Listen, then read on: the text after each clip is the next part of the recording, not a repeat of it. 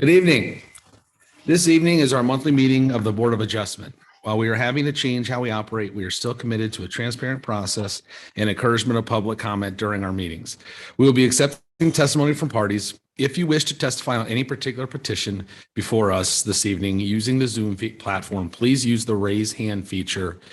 When you raise your hand at any time, and we will recognize you at the appropriate time for the presentation of evidence for each case. If in person, please hand staff your speaker's card. Senior Planner Travis Newberry will be moderating the hybrid meeting and will be asked to provide names of those individuals that wish to speak. I would like to call the meeting of the City of Wildwood's Board of Adjustment to order. The board members present today are Kevin Lux, board member, Jim Van Nest, board member, Arnie Sprunger, board member, Daniel Sides, alternate member, and myself, Jared Frank, chair. The Department of Planning staff present is Joe Vunich, Director of Planning, Travis Newberry, Senior Planner, and Robin Keefe, Planner. City Attorney John Young and Court Reporter Courtney Talman are also present.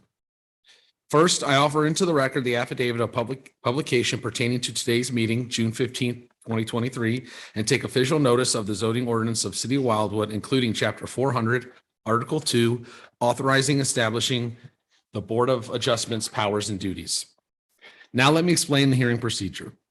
Please be aware the information I'm about to describe is also provided on the Board of Adjustment's public hearing procedure handout, which was available online prior and up to tonight's meeting.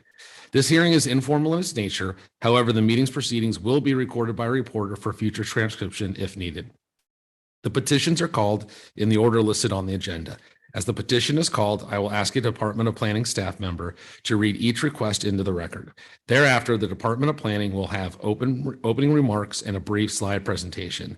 Then the petitioner or his or her representative will be asked to state their name, address, be sworn in by the court reporter, and make a brief presentation to the board explaining the nature of the requested variance and present such evidence and witness testimony that may evidence the practical difficulties or unnecessary hardship that warrant the variance. The board will only consider the unique character of the property to determine whether they warrant the granting of a variance. Board members may ask questions to clarify the facts of the petitioner's presentation. When the board is satisfied with the material presented by the petitioner, the chair will then ask if there is anyone present or online who would like to speak in favor or opposition to the requested variance. Each speaker will be asked to provide their name, address, be sworn in, and then provide their evidence and oral testimony. Procedurally, the petitioner may request a continuance at any time during the hearing. Prior to a call for the vote, in order to bring in additional evidence or testimony, the board may also continue the proceedings. After the submission of testimony and evidence from all interested parties, the board will ask a staff person to provide the Department of Planning's report on this matter if requested by any member of the board, the petitioner, or any individual that is participating in person or online. Once all witnesses have been heard, the chair will call for a motion to grant or deny with or without conditions, then the board will vote. At that time, the presentation of evidence relating to the petition is concluded and no further evidence will be permitted. The board may make a decision today. Four members of the board must vote in favor of the variance for it to be approved. If a variance is approved, the petitioner has 6 months to obtain the necessary permits or establish the use, or it will expire. If the board's decision is unfavorable, the petitioner has the right of appeal to the St. Louis County Circuit Court. This appeal must be done within 30 days of the decision. Mr. Newberry, are there any questions at this time? I don't believe so, Mr. Chair. Thank you. Hearing no questions at this time, the meeting will proceed. Please read the first request into the record, which will be followed by a brief slide presentation. Thank you, Mr. Chair. Mr. Chair and members of the board, the first item tonight is BA 11-23, Sam Reese, 2704 Sun Meadow Drive, Wildwood, Missouri 63005. Request an exception to the minimum yard requirements general and the requirements set forth in the approved planned environment unit PEU ordinances number 8431 and 8951 for the purpose of expanding an existing driveway upon the property that is located at 2704 Sun Meadow Drive, locator number 21U320051, Valley View, Plat 2, Lot 187. Thereby authorizing a southwestern side yard setback distance of 6 feet in lieu of 8 feet. This request is contrary to the requirements of Chapter 415.120 R1A 22,000 square foot resident district regulations of the City of Wildwood zoning ordinance, and the Planned Environment Unit, PEU, ordinance numbers 8431 and 8951, approved by the St. Louis County Council in 1977 and 1978 respectively. This particular property is located in Ward 2. And before having Ms. Keefe come forward with the brief slide presentation, the department would like to enter into the record relative to this request the following items. Chapter 400, Article 2 of the City of Wildwood Municipal Code, the Board of Adjustment. Chapter 415 of the same City of Wildwood Municipal Code, the zoning ordinance, a file that has been developed and maintained by the Department of Planning relative to this request, and all contents contained therein, including the department's report with recommendation. And then finally, any testimony or evidence that is offered as part of tonight's hearing. Thank you. Yeah.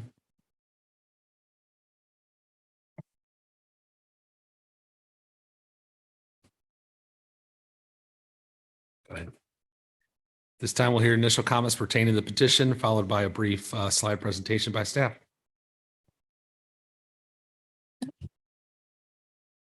Great. Thank you, Mr. Chair, members of the board. I have no initial comments, so I will head right into my presentation. The first case this evening is located in northeastern Wildwood. It is just north of Clayton Road and to the west of Valley Road. It is located within the Valley View subdivision, and it's located within a planned environment unit, which was approved in 1977 and amended in 1978 by St. Louis County. A PEU is similar to a PRD in Wildwood in that it consists of clustered residential development on smaller lots surrounding large tracts of common area. The property in question is 0.37 acres in size, and it's located in the R1A 22,000 square foot residence district. It does have common area or common ground to the north of it and to the rear of it. It is on the southeastern side of Sun Meadow Drive, which is a publicly maintained roadway.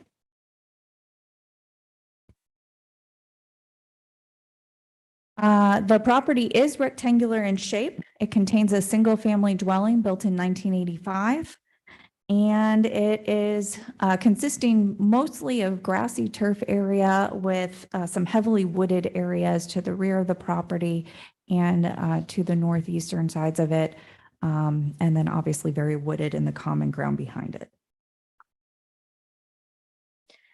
The property does have a substantial slope, 30 feet total relief, descending from the southwestern corner of it to the northeastern, so somewhat at a diagonal here.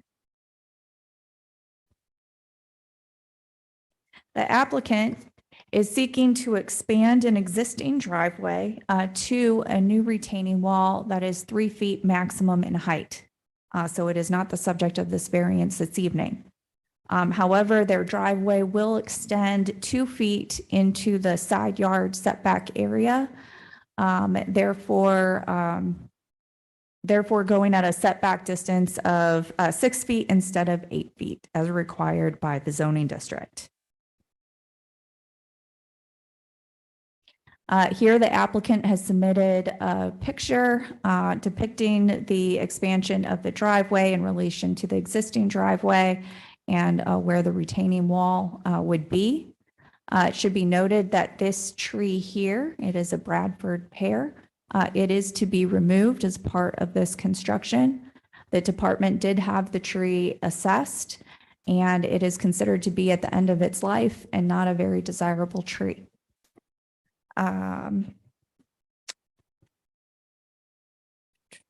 Moving on, this is what the retaining wall will look like, though not at this height. Again, it will be 3 feet maximum in height, but following this style. This is the front of the residence looking southeast. This is Sun Meadow Drive, looking southwest. And this is Sun Meadow Drive looking northeast. This is the existing driveway looking to the southeast. This is the petitioner's residence, and this is the most affected neighbor over here.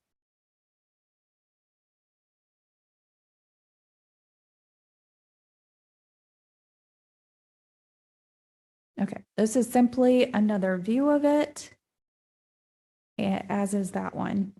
And I'm sorry, there's a delay on my clicker. This is the side yard area between the petitioner's residence and, between the petitioner's residence and the most affected neighbor. This is looking southeast. And this is the rear yard of the petitioner. And this is on the other side of the residence, on the northeast side. And here is their side yard looking to the rear. And then this is common area over here. This request has received HOA approval. However, the department did receive opposition to the request from the most impacted neighbor after writing its recommendation report. The neighbor has voiced some concern about drainage issues. The department did consult our assistant city engineer today, and it has been determined that given the slope of the property, it is unlikely that the driveway expansion will contribute to those drainage issues. There are a couple variance requests pertaining to retaining walls that have been approved in this neighborhood, but the subject property in question has no variances associated with it. And that concludes my presentation. If you have any questions, the department is here to answer them. Thank you. Thank you. At this time, will the petitioner please come forward, state his or her name, address, relation to the property, and then we'll get you sworn in by the court reporter.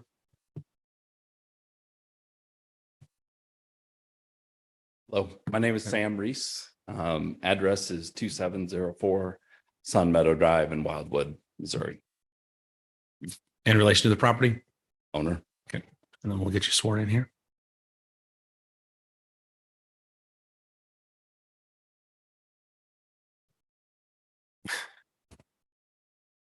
Courtney, you're muted. Sorry. All right. Do you solemnly swear that the testimony you're about to give in this cause will be the truth, the whole truth, and nothing but the truth? I do. Thank you.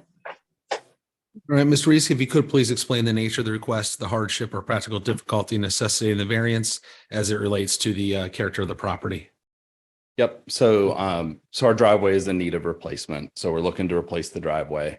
As part of the replacement, we thought it would be nice to have an additional spot, make the driveway a little bit wider to park a car so that when you're pulling cars out of the driveway, you don't have to kind of shuffle and move cars into the street. So we talked to a few folks that do concrete, and we came up with a design with one of them to put an additional spot to the right-hand side of the driveway. So from the driveway to my neighbor's yard, we have 14 feet total. There is a 5-foot easement in the side yard. We are going to stay out of that easement. We're looking to stay out of that easement, the utility easement. So what we're looking to do is we're looking to put a retaining wall right on the edge of that easement, not in it, but on the edge of it, and then take the driveway all the way up to the edge.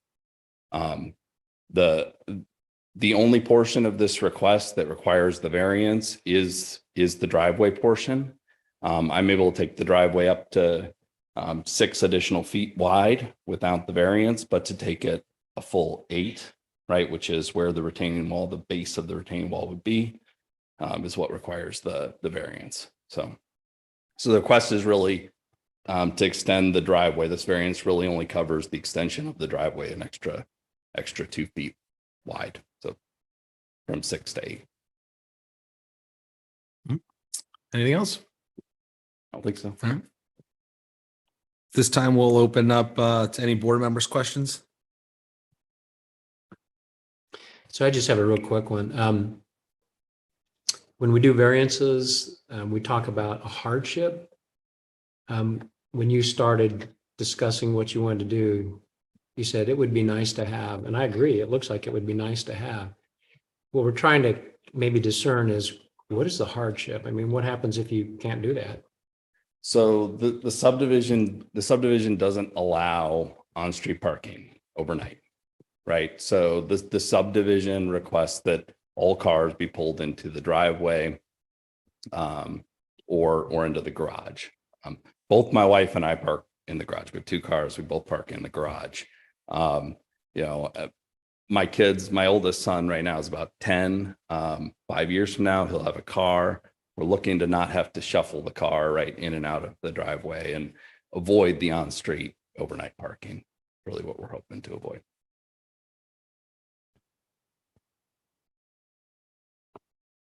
Any other questions from the board? Can you explain a little bit why it was put on the right rather than the left going towards the inside of the property? Is that the only location that was possible? Just the appearance. I talked through it with one of the trustees in the subdivision, and we looked at some of the other houses in the subdivision that had expanded their driveways, and they were all sort of away from the house, not towards the inside of the house.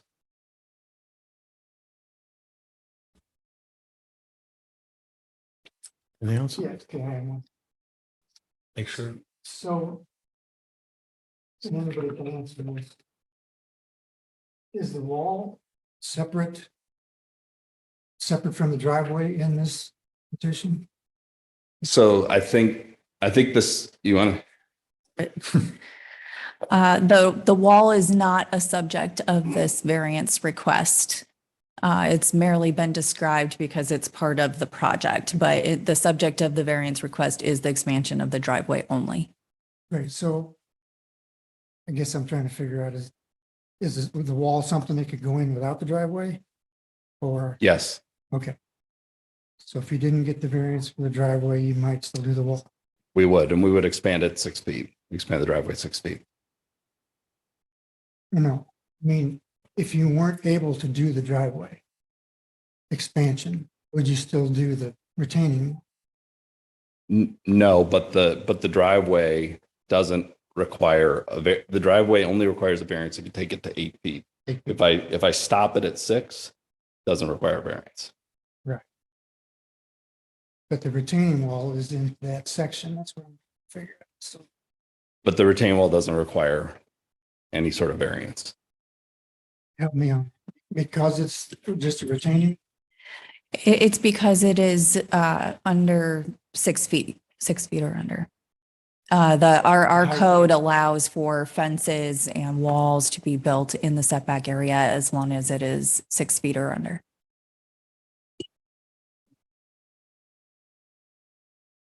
Most of my neighbors that have done this, so this rule, I don't know if it's a rule or a policy or what it is, but it recently changed within the last 5 years. So there are a number of our neighbors that have this, and some go much closer to the neighboring property.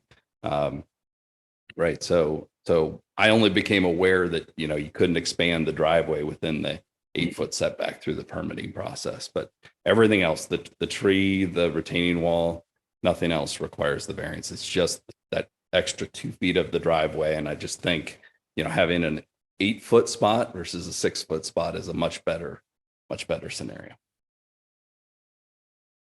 So if I understood what you said, if the variance doesn't get approved, the retaining wall is going to go in regardless.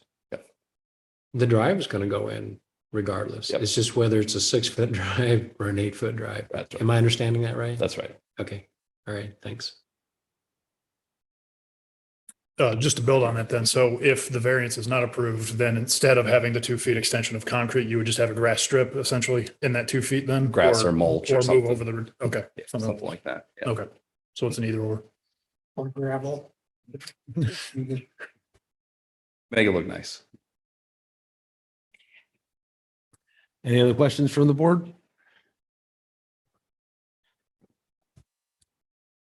Seeing none other from the board, at this time, we'll open the floor to any speakers in the audience who may want to speak in favor or opposition to this request.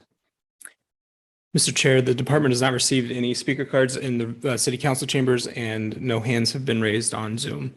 We have a gentleman in the chambers here. Did you fill out a speaker's card, sir?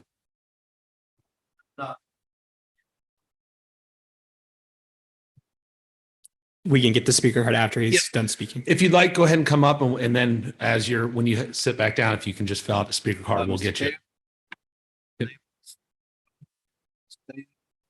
I reside in the neighboring house.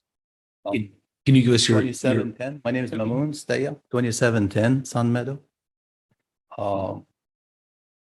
In relation to this property is? I'm the owner. And we'll get you sworn in to the petition. I'm sorry, to the property of the petition of the variance. You said your neighbors. I am the neighbor. Okay. I'm the affected neighbor. We'll get you sworn in here.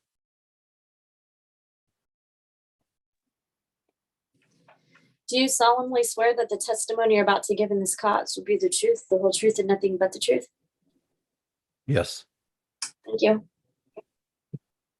Please proceed. So, Mr. Chair, we've been living in this house for about 7 years. I'm a engineer by discipline. I work for Hitachi Energy. I'm actually a civil engineer. I totally disagree with your civil engineering assessment. I have pictures to prove it because we do have water that came into our basement without even adding the spot. Now, the neighbor wants to add the retaining wall. And if she would put the picture back up, you're going to see that's going to prevent the water from going into that side. So the water is going to be trapped in this side, which is my side of the house. I have picture of the basement where we had 2 incidents of water about 5 years ago. I have the repairs. I have the company that did the repair. So already have water coming into our basement. Now, my neighbor is willing to go with it, with the 2 feet or without. But the 2 feet is a lot of real estate when it comes to water issues. So that's why I'm here today. I was not really fully prepared. I saw this a little late. But if I show you pictures of our basement, you could tell that we already had water. Now, when you put a car in that spot, I mean, you're going to add about 5 tons of load. You have rain, that soil is going to act like a sponge. So you got 5 tons sitting in that corner. The water is going to go somewhere. I understand the slope is going that way, but that didn't change 7 years ago when we had water in our basement. So yeah, that's why I oppose. I've been living in this house 7 years. These houses were built 40 years ago, and other people lived in them. There will be more people to live in these houses after we're gone. And I don't want them to go through something that we went through when we had to deal with that issue. So I understand my neighbor want to add a spot, fine. But if there are other options, like the gentleman said, the other side of their property backs up to a common ground. And there's plenty of space probably there. They could look in that option. But we really can't afford to have water in our basement. There are maybe solutions to get around it. But at this point, we just have so much going on. And it's just not something that we want to deal with. So the hardship to us is I just don't want to deal with water coming into my basement. I do have the pictures on my phone if you want to see them. But now my neighbor mentioned when the gentleman asked him, why wouldn't you put it on the other side? He said appearance. It's appearance. We don't want another car parking on our side of the house. That room back there, my daughters live and sleep in that room. So there's going to be noise, appearance again. So I'd like the best for everybody, but at the same time, these houses were built like a long time ago, 40 some years ago. Back then, people had only probably one car. Now people have 3 cars. So I'm sure there was probably other solutions for the board members and the chair and the neighbor to consider. Again, I have photos. I can stand here and speak about this for the next 2 hours. But Any questions on the board? I do have a question. Yes. You had water in your basement a few years ago. yes, sir. Sorry about that. Not good. Were you able to discern what caused that? Rain. Thank you. That was great. But was it runoff from the subject property, or do you know? I can't really answer this question if you're asking me where the water came from. The water came from the rain. Now, Yeah, it's I'm clear, telling but I you mean, this- if you had like a ravine or something that went Well, right up to your house, so it's unclear. the contour of it did not change. So we Right. did have water of the property as is. And to the point, the property does slope away from my house as of now, and that is true. Yeah. Now, if you put that retaining wall, there's going to be a quite a good amount of water that will be trapped by that retaining wall, and it will be in my side. Now, you're saying about a sponge that is, so 50% of the sponge is not absorbing any, so I lost that. And on top of that, we're going to have a 5-ton car that sits there. So that's just going to push the sponge a little bit more. So the water is even going to have more reason to just, and I'm not saying it's just going to come to our house, but some of it will. And if you put that 5-ton and come like with a triangle, some of it's going to go this way and some of it's going to come this way. So there is going to be some effect. We're going to see some more water because of this. Right. I think what we're trying to discern is the retaining wall is going to go in regardless. Well, I hope not. I'm praying so it wouldn't. Well, But I mean, okay. they have the right to put the okay. retaining wall in. So I think That's that's going in. The But- question is whether or not that additional 2 feet. Okay. Because it's only 8 feet. So the 2 feet is almost 25%, exactly 25%. So I'm gaining 25% off that sponge. It could- Thank you. Yeah. And then the pressure will be 25% away from my house. So if he wants to put it, that's fine. But at least I could get those 25%.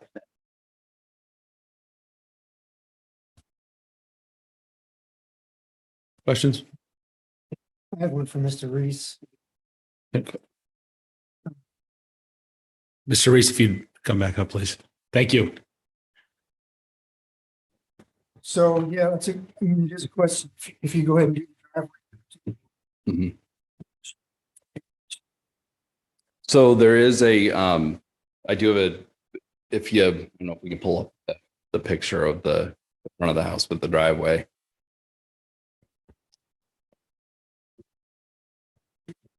Yeah. Oh, that's Travis. Yeah.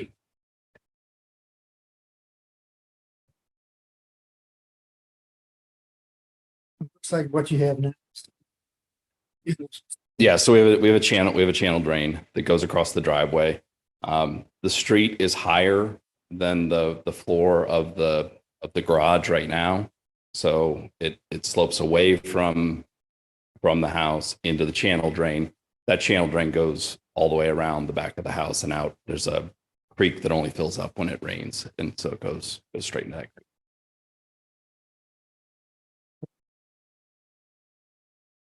So the drains will continue as it is that what you said? Yeah, we're going to replace the channel drain that's there. The channel drain that's there is in rough shape. We're going to replace it with a brand new channel drain. Just straight.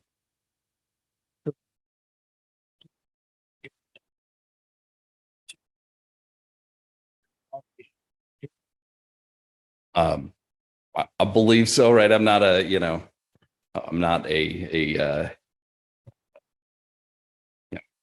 don't study how water flows, but I can tell you, like with the retaining wall, I'm not looking to, change the grade of the yard, right? We're just basically trying to make it so that when you park a car there, you're not parked on a slope. I'm just trying to drop the area to the left of it so that we're not parking on the slope.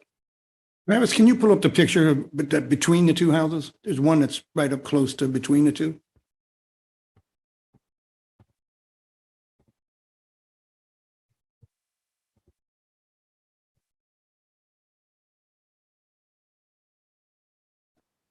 Go back one. Yeah, there. One you just had. I thought there was one more.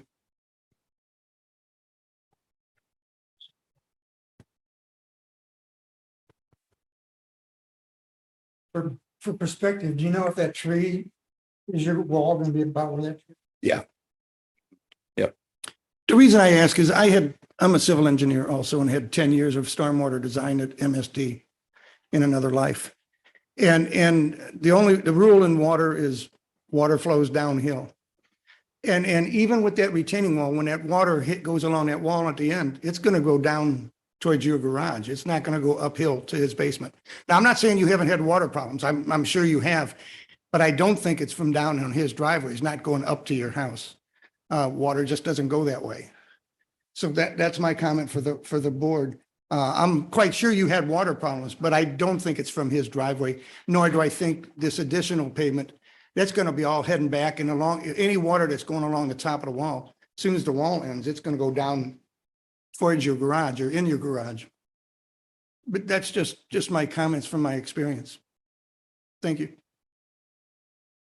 Mr. Reese, the department had in their recommendation report list that they recommended conditioned upon a landscaping plan. Any concerns there? Have you spoken to them about that? And Yeah, I think they're just looking for me to put some low shrubs along the edge of the wall, and I'm totally okay with that. Yeah, no problem. So one other question for you. I know on like retaining walls, maybe it's a function of the height or whatever, but it's not uncommon on the backside of the retaining wall, to have aggregate at the bottom and a drain pipe. Yep. Okay, so the water that gets there, drops down, gets into the pipe, out it goes. Are you doing that on your retaining wall? I don't know, but I will tell you, I know Mamoon well, right? I get along with him great. I had no idea, water was a concern. If that helps make things better, right? I know what you're talking about. I've seen the pipe that's put along the backside. If that helps the situation, I'm happy to do that. It's pretty easy to do when you're putting the wall in. Yeah. And I can't tell you what to do, but I would highly recommend that you at least consider that and actually do it, because, it may help to some degree, and it's not that expensive to do. So yeah. I'm not doing it myself. I'm hiring a landscaper. So yeah, absolutely happy to do that. Any other questions for Mr. Reese?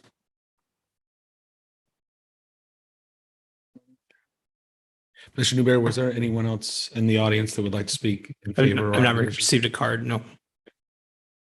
Thank you. Please. If you could approach the microphone, please. Now, the weakest spot is at the bottom, because that's where you have the pressure. You got a tank full of water, the weakest point is at the bottom. And at the bottom is where we had the leak, the very bottom of the basement. So the leak was not up, was not away, it was in that corner, right in the bottom. So when Still you, higher than his house. and I'm not disputing that. It's higher than, the slope goes that way, but then how did the water get in there? So it may not have gotten where the slope is, it gotten somewhere. Because we have evidence of the water being there, and I have a picture of it. I'm not doubting that. So Water came along your foundation from front, or I don't know where the water came. where else would it come from? I mean, it came from the wall behind it. Like, I could show you the picture where the water come from. And then the water, like, again, the water, we had a lot of rain, and that water will just soak all that, and it's gonna come, the pressure is gonna be down at the bottom. And we did have that. Well, I understand. I But- have pictures of it. So, and if you go back to that picture that shows, we don't have as much space. And again, that's gonna put a lot of load on that area. And that wall is gonna prevent some of the water going, that's going now in that slope is gonna stay within. So there will be more water also. And that's just, I wanted to say, so. Let me ask you a question. Yeah. If there was a reasonable plan to mitigate water maybe working its way back to your house, would you have any other objection? The other one would be appearance, like he said. But from like a structural point of view, now, I'm gonna ask the civil engineer, would these things work? The French drain or the drainage, would they Yeah, I work? was thinking a French drain would probably. Well, like, Yeah. I've had experience with them, they don't work. I had, my house in Virginia had the French drain. And it was the thing, it was similar, a little worse than this, because the driveway came right at the edge of the property. We put a French drain. And it took it all the way, similar to what he's doing, back to the creek. We had a creek running on my property, and it's still there, it's still in Virginia. I lived there 12 years. And we put the French drain, but when the cars come in, it didn't make any difference. It depends on how much water you're gonna get, and then how much that drain can, physics. You get 2 gallons, you can drain 2 gallons, you're good. You get 4 gallons, there are 2 gallons, they're gonna sit there. And then if there is a car on top of that, it's gonna push it. And I've had that in Virginia. I have the French drain in my house in Virginia, 12 years, still there. It has the drain, still have the leak. And when I sold it, I told the people, I couldn't solve it. It just right where the chim, it still has it. So I could understand all this. I'm just saying the 2 feet is a lot of real estate, 25% away from my house having that issue. That's all I'm saying. Thank you. Thank you. At this time, would anyone like to hear an oral presentation of the department's report?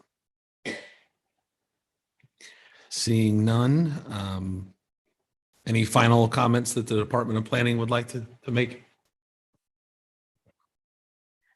All right, Mr. Chair, members of the board, the department is supporting this variance request, given the minimal nature of it. However, as discussed in our report, we are recommending that this be conditioned upon a landscape component to help mitigate any potential drainage issues. It might also help with some of the absorption of any stormwater between the retaining wall and the hillside. That's all our comments. Thank you. Thank you. So you're liking that if a motion's made, you'd like to include that condition? The department would. That is correct. The department would ensure that this landscaping is of the type that would serve a Mitigate. beneficial purpose in this instance. Yes. Thank Did you. the department consider drainage around the retaining wall to try and capture and get that water away from the retaining wall, in addition to the landscaping? I get the landscaping. I think that's a great idea. But the experiences I've had with retaining walls, it's really a good idea to have something behind that to pick up water.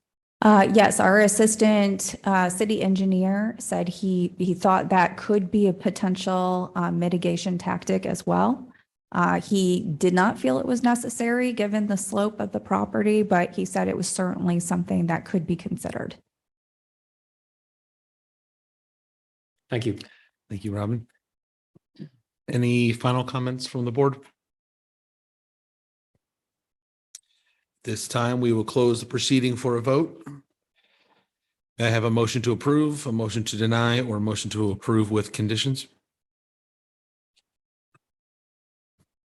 I'll make a motion to approve with the following two conditions. The first being an approved by the planning department, a landscape plan, and also subject to a drainage pipe with the retaining wall behind it to try and capture that water. So there's the two conditions on the approval. Do I have a second on that motion? I'll second. We have a motion to approve based on two conditions, a landscaping plan and a drainage plan that includes some sort of mechanism to drain pipe to mitigate the water at the base of the retaining wall. And we have a second. Mr. Lux, how do you vote? Approved. Mr. Van Nest? Mr. Sprunger? Approve. Mr. Sides? And I approve as well. Congratulations. Your variance is approved with those conditions. That said, we'll move right into the second variance.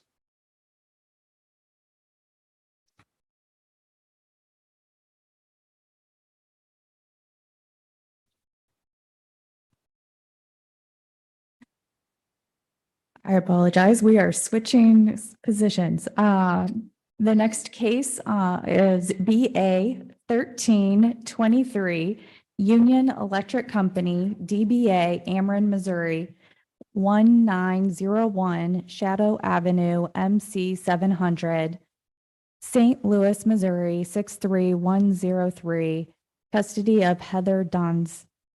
Requests an exception to the permitted land uses and developments and supplementary off-street parking and loading requirements for the purpose of maintaining a temporary gravel storage area and construction laydown yard for ongoing transmission line repair and maintenance projects in the surrounding vicinity, as well as continuing to provide on a short-term basis a secure off-street parking area for employees on this same site. This site is located at 18824 St. Albans Road, locator number 24Y630140.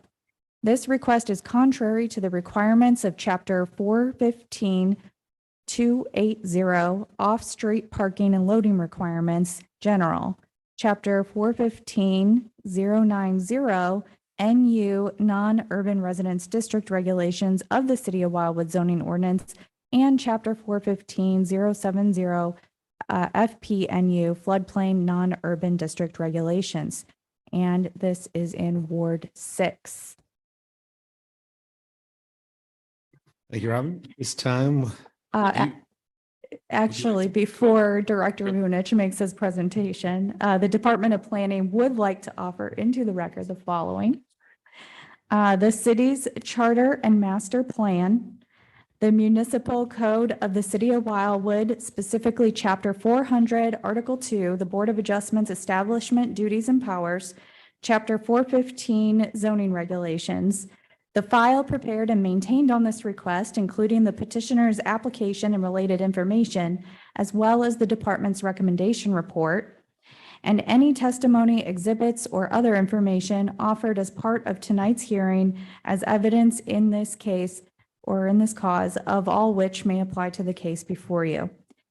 The department has prepared a slide presentation, and Director Vunich will be presenting this evening. Thank you. thank you. Thank you, Mr. Chair, and thanks to Ms. Key for the introduction of the item. The department has prepared for the board members' consideration a brief slide presentation of the location of the requested variance and current conditions. And with the assistance of Mr. Newberry, we'll go through those slides now. The first slide is a representation of the site, and as you can see, it is on the south side of St. Albans Road, or State Highway T, as referenced in the report. It is a rectangular shape in portion, and then a little bit of a tail, creating an L. As you can see, surrounding the particular side is a mix of residential use and some agricultural activity. Close-up of the location does not indicate current utilization, but past practice. And this was when it was primarily just the laydown yard for portions of a tower network that was being replaced in the nearby transmission easement. The transmission easement is visible in what I would consider the upper left corner of the photograph.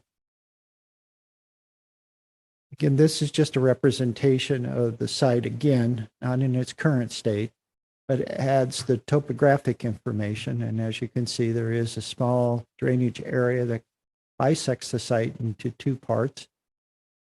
The northernmost part, where the activity is located, is relatively level. Then you have the drainage area, and then it climbs pretty substantially to the south. These are just, again, some photographs of the area taken today.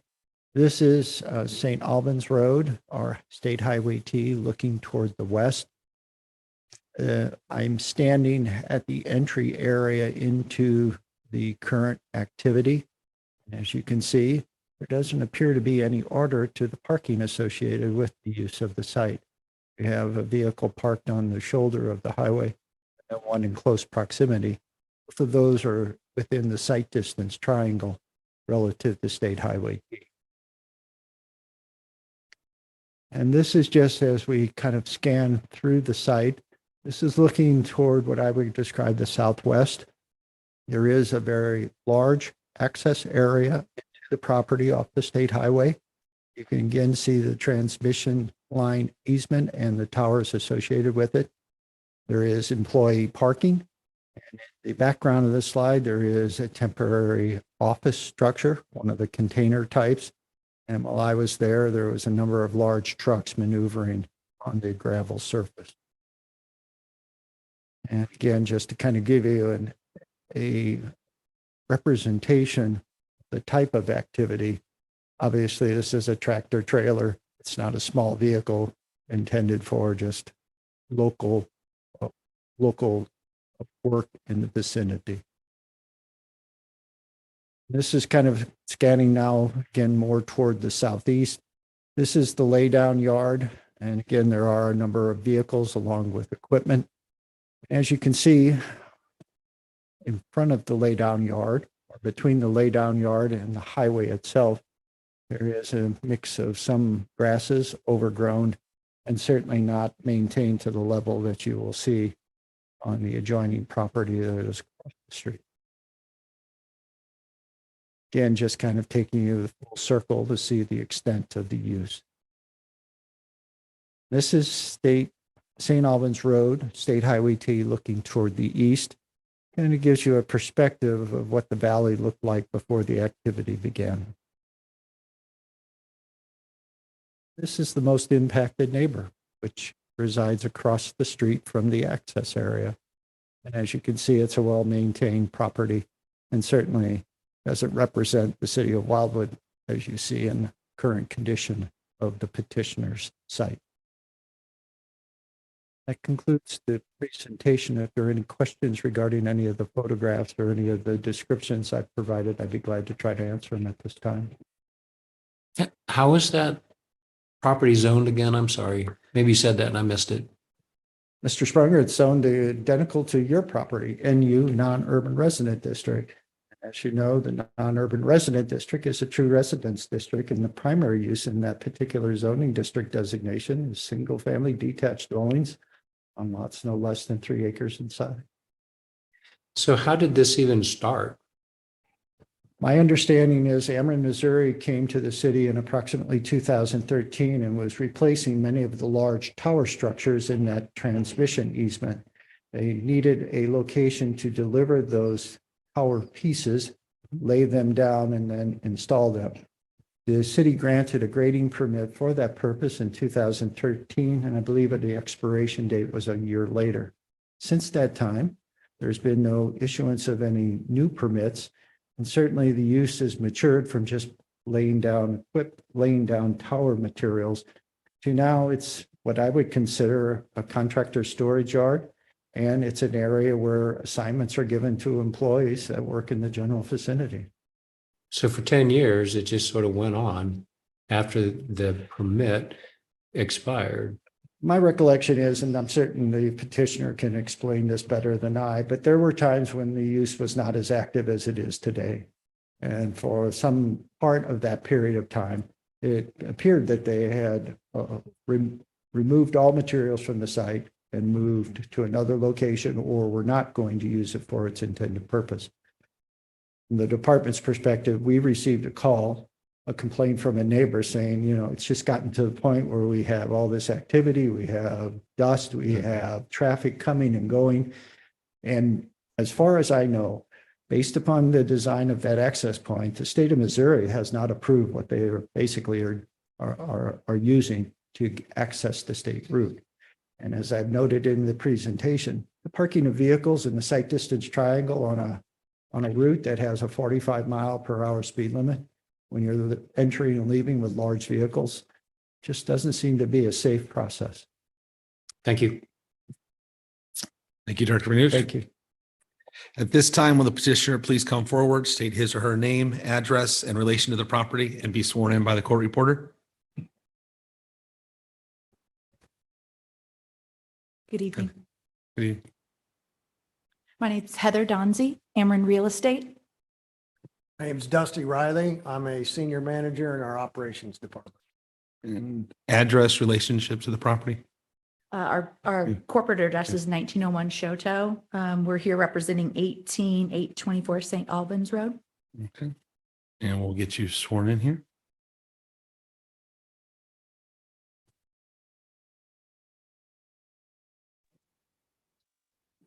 Do you solemnly swear that the testimony you're about to give in this cause will be the truth, the whole truth, and nothing but the truth? I do. I do. Thank you. If you could please explain the nature of the request and the hardship or practical difficulty necessitating the variance as it relates to the character of the property only. Sure. Primarily, as you can see from the photographs, the majority of the yard is used for customer parking for contractors. These contracts were negotiated in the previous year. As a part of those contracts, we offered parking in the vicinity for the contractors that were picking up that work, as well as a gravel storage yard and lay down facilities, as well as a safe space for these large trucks to pull off, unload their equipment, and properly take their details of their work and then facilitate the work from that area. You said there's a contract. With whom is that contract? We have several projects, 5 actually specifically, that I was able to track down that are currently utilizing the lot this year. Those projects are running into early 2024. Around the spring, they show some completion dates. There are 5 different projects. As a part of those projects, there's the contractors that had bid and assigned that. A part of that was that we would provide parking and safe space for those contractors to show up for their employees, as well as equipment and materials that they would be bringing out on the job site. And I can't really specifically say which contractor is going to be utilizing the lot for each project. Currently, it's BBC Electric that is utilizing that lot currently. The lot originated as the permit was discussed from the large transmission line. A lot of that repair work and replacement work had gone in this specific area. Right now, the large project mainly is the Babler 75. If I could just provide you a small printout of that, and you will see it primarily the distribution line.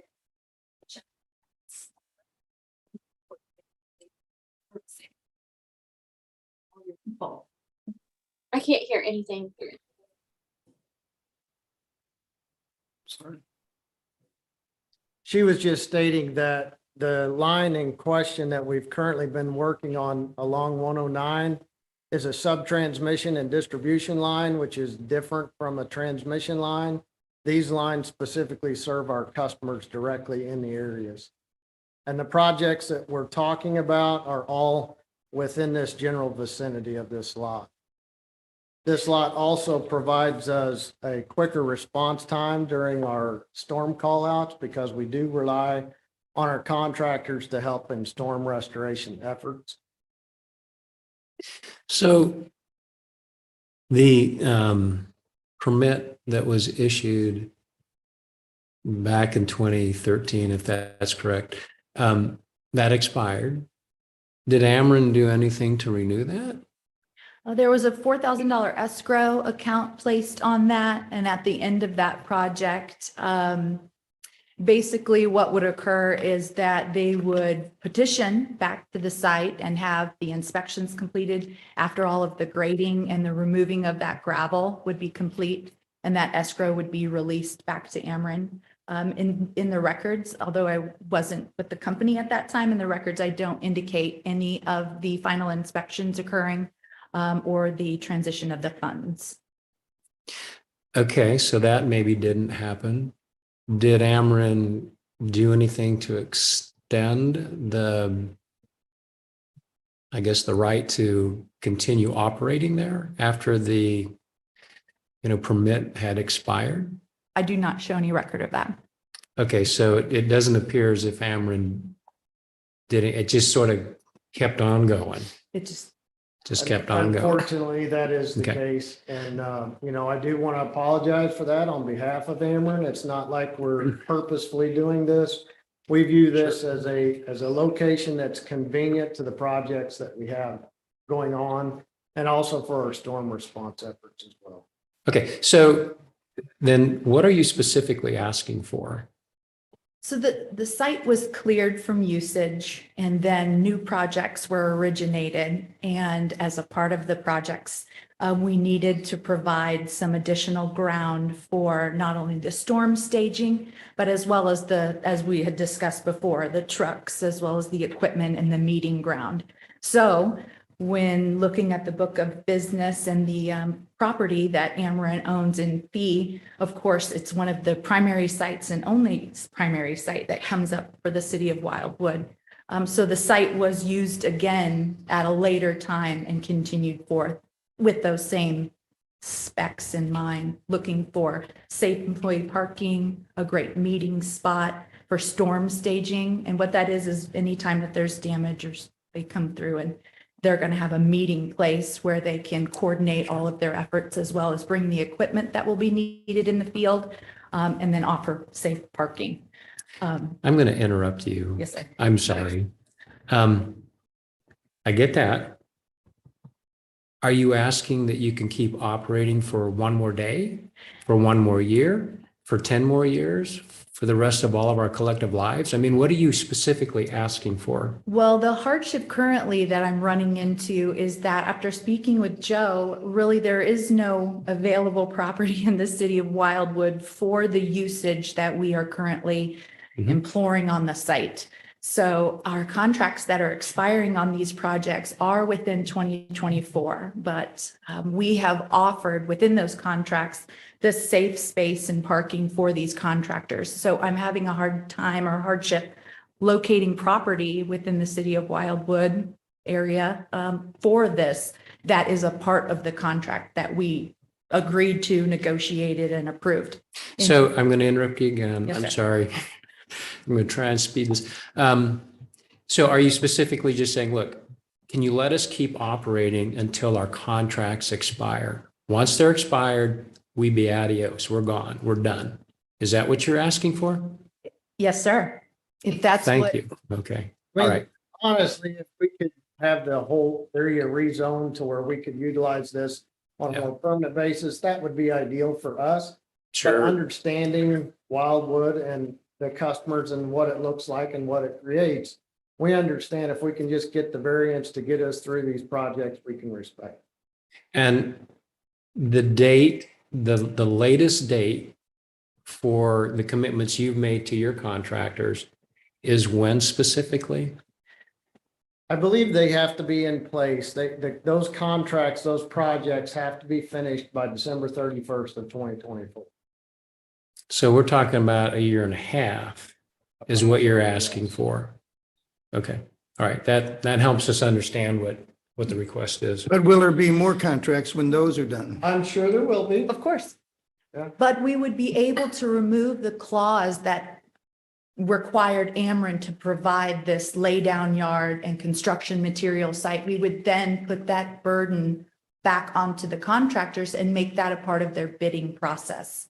Of course, they, through negotiations or whatever they could find. Otherwise, we would look to purchase additional property for this specific need and the division's need, as Joe had pointed out, outside in the Chesterfield area, which would be the closest area that we could find some industrial property for specifically these requirements, these requests. It also allows us time to adjust for our storm response as well, because most of the folks that come in for storm response come from the west. They don't live in St. Louis County, so they come from the west. They hit here first, so we can respond here much quicker. If we've got to go into Chesterfield or Baldwin, even wherever, it's going to take us a little bit more time to get there. So we need some time to be able to adjust, find those properties that will allow us to still have that storm response, what you're used to now.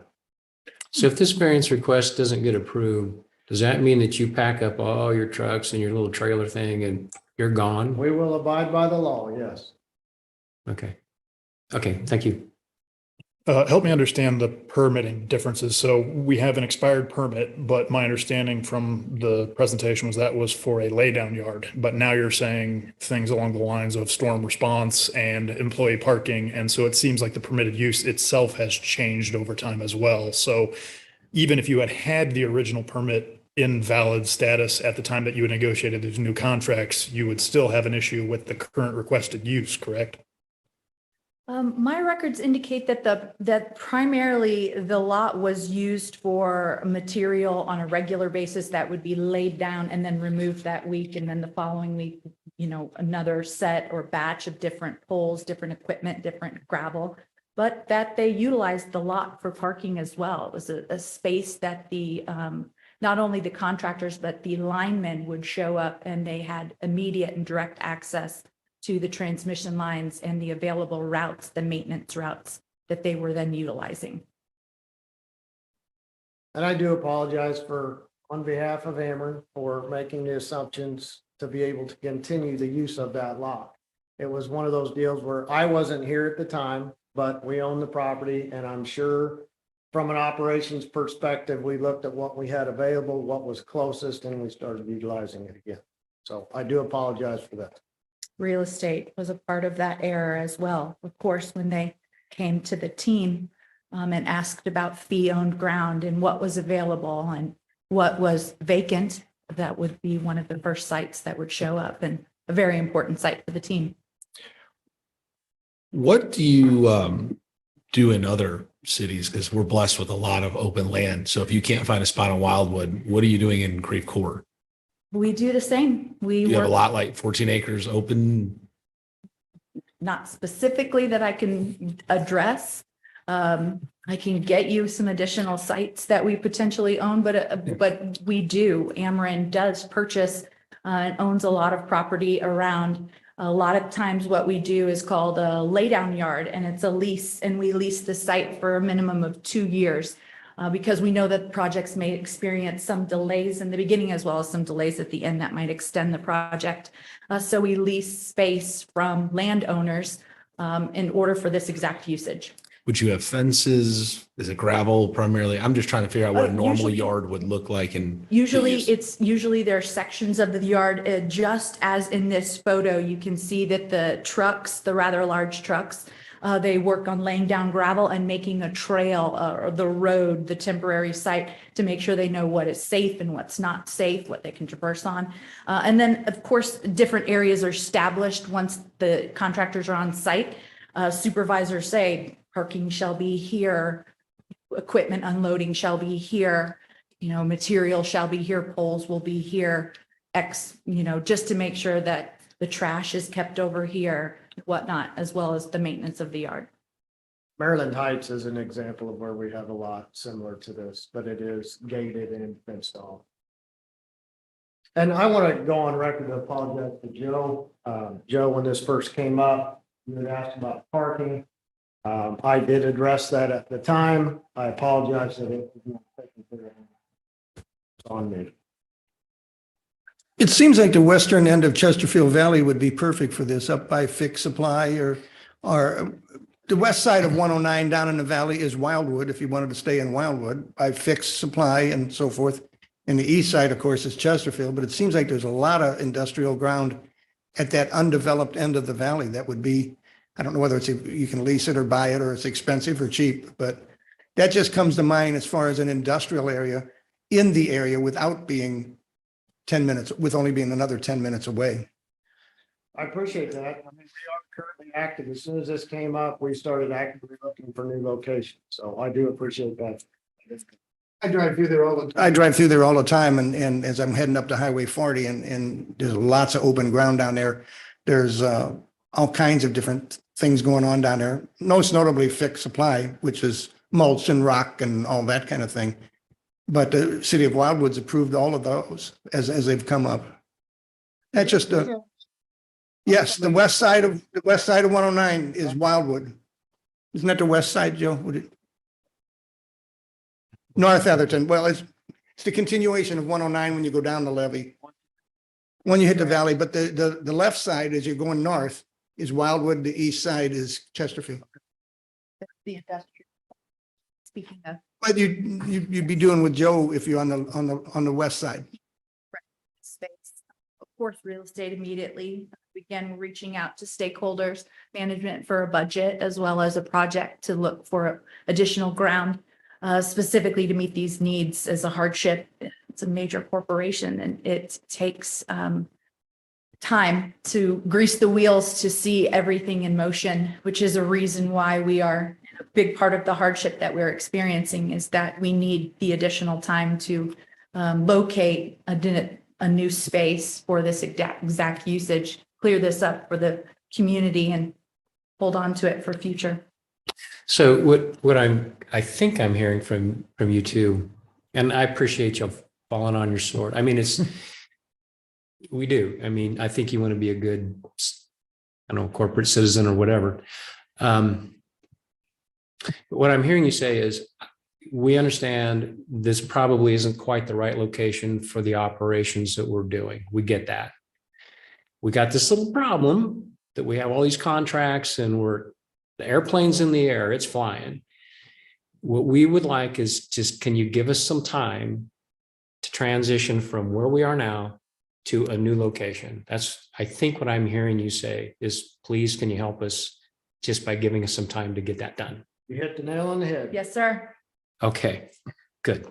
All right, thanks. Got it. If we can offer solutions for parking, we are absolutely open to that. If we can offer solutions for installation of gates, of relocation of the layout or facilities, if we can help with any of that, if the vegetation is an issue, if we need to provide vegetation screening to assist with the neighbors while we get our extended time, if possible, we are very open to those items as well. We can take that back. And those are solutions that we feel we can achieve quickly. Okay. And I think we're going to have the opportunity of hearing from the neighbors. Maybe we can discern that. Thank you. Already stole my thunder there. I was going to say that's a perfect segue into hearing from the community. If I could ask Yeah, one absolutely. more question. So we've talked about the contracts that you guys are under obligation to fulfill, but what is the minimum amount of time you would need to vacate in order to comply with the current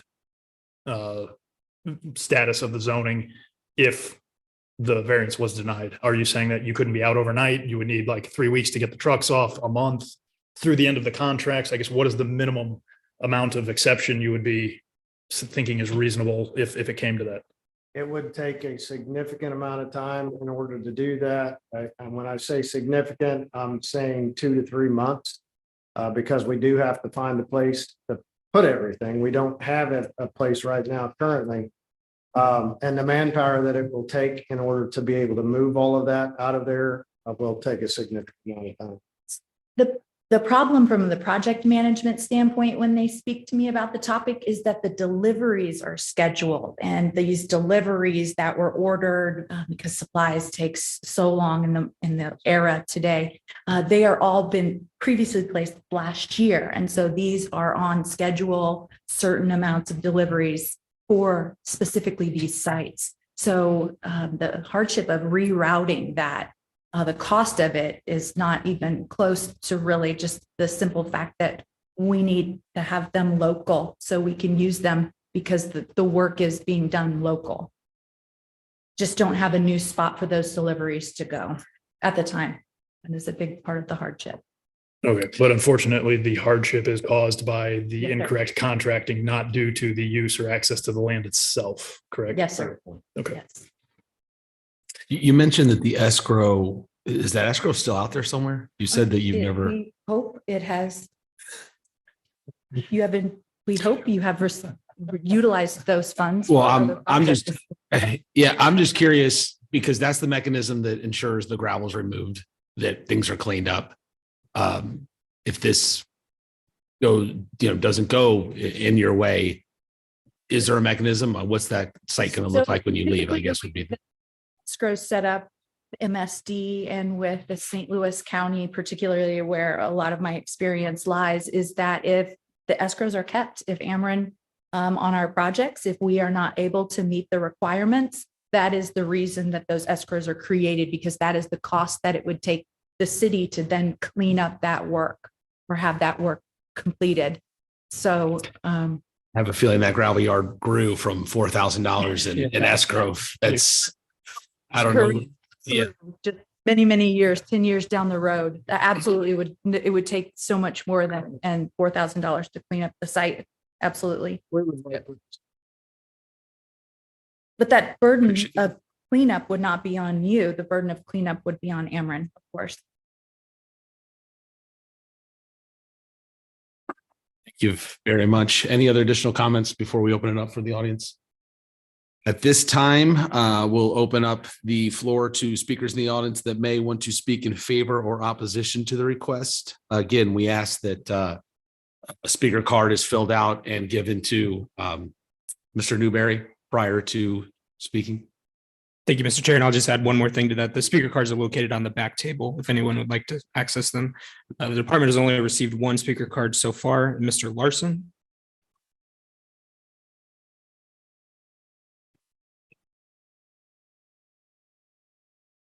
Mr. Larson, if you could state your name, address, relationship to the property, and be sworn in by the reporter.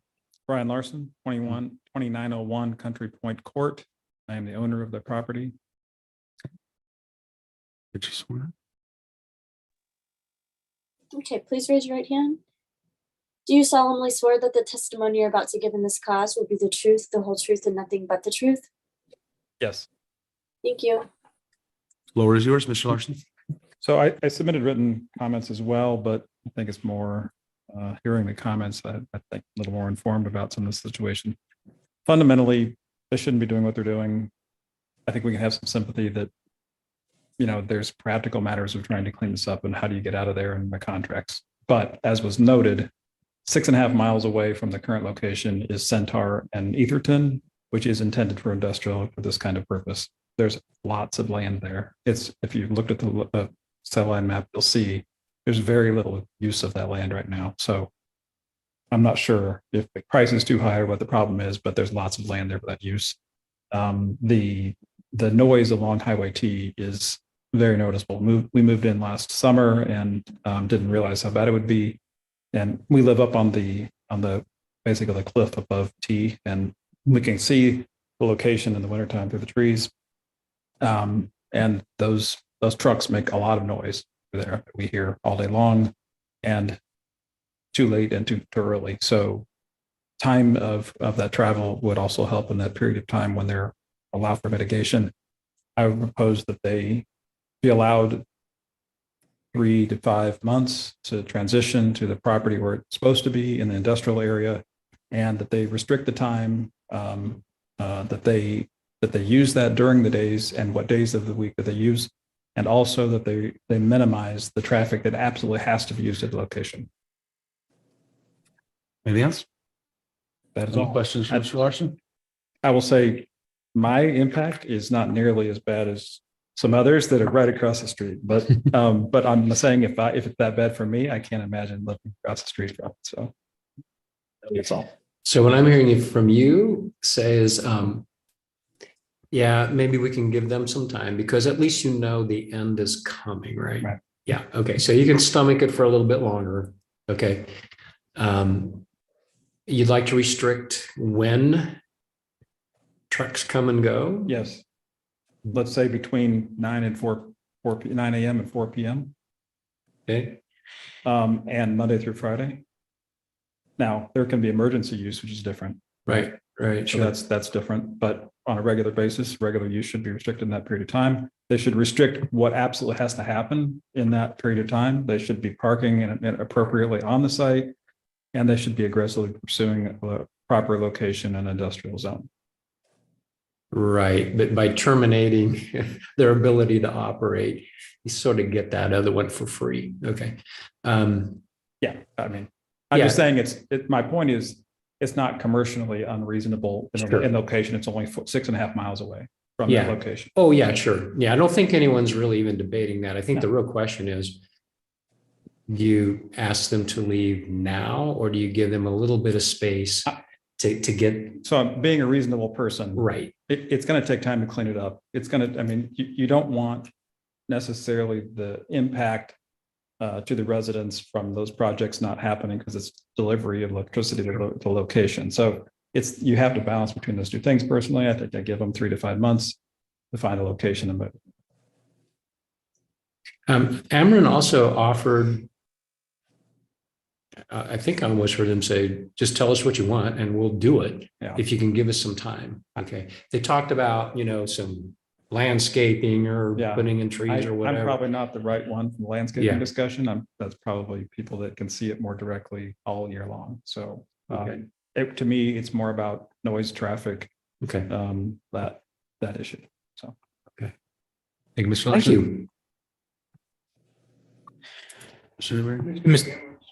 You do come back up. I'm sorry.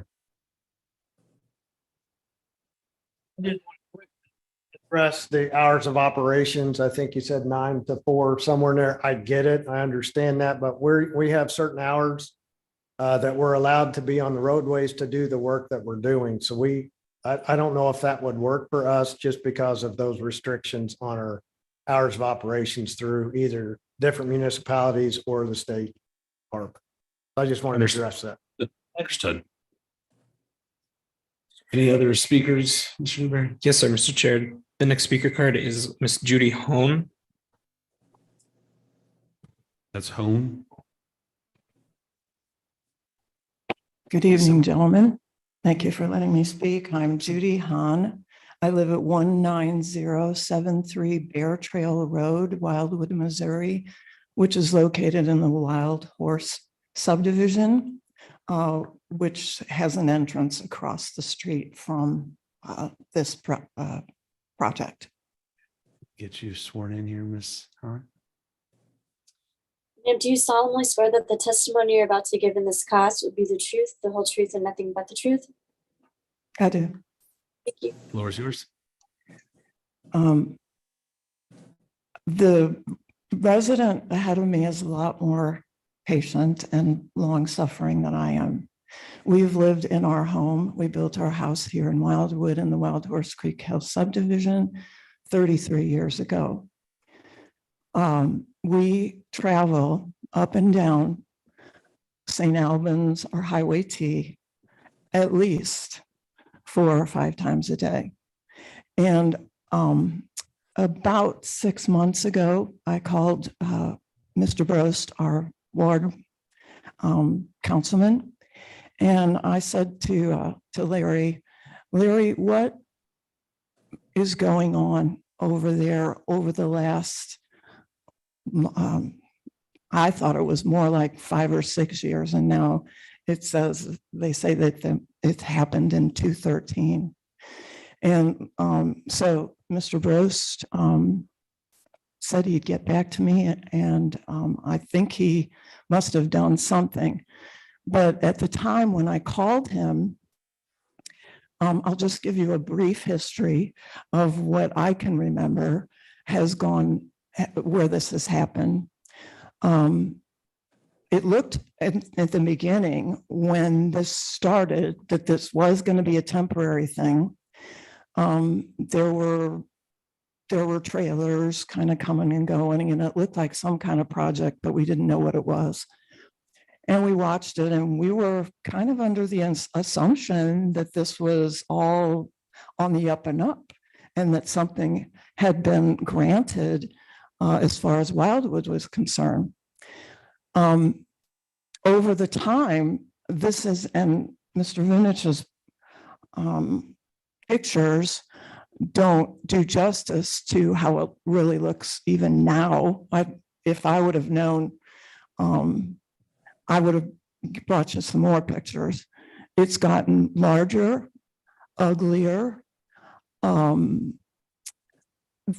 maintenance of the property has been awful.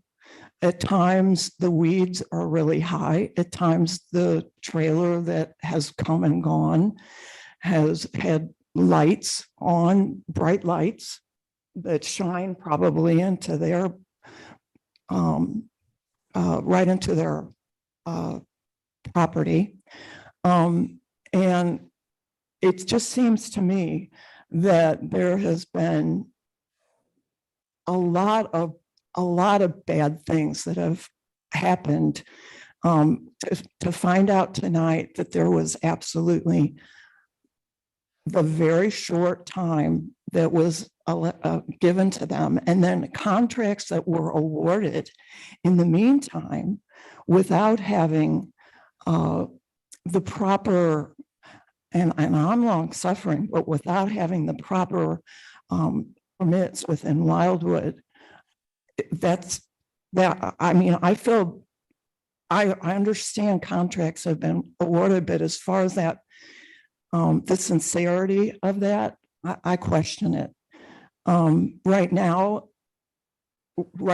I guess, since somebody finally went out there and looked at it, things are a little more orderly, but trash, tractor trailers, rusted spools of whatever. And I'm thinking, okay, whatever project they're doing must be, certainly if it was to include Wildwood or Spectrum or whoever it was, is finished with that project. So why does Wildwood continue to accommodate Ameren to do regions beyond? Why? I don't know what all the projects are, but I would just really ask you to give a very firm date, because, and my biggest petition too is that that they are regulated as far as keeping that place halfway decent. And really, if Mr. Brost hadn't sent me the notice today, I would not have, or not today, but a few days ago, I would not have even, and I don't think even the people in our subdivision that live right across the street from it and have to drive past that every day, I think you would have had a better turnout this evening from my subdivision of 70 homes, because people have lived there for a very long time thinking, well, maybe it's Spectrum, maybe they're helping Wildwood out because we're excited about that and what you're doing there. But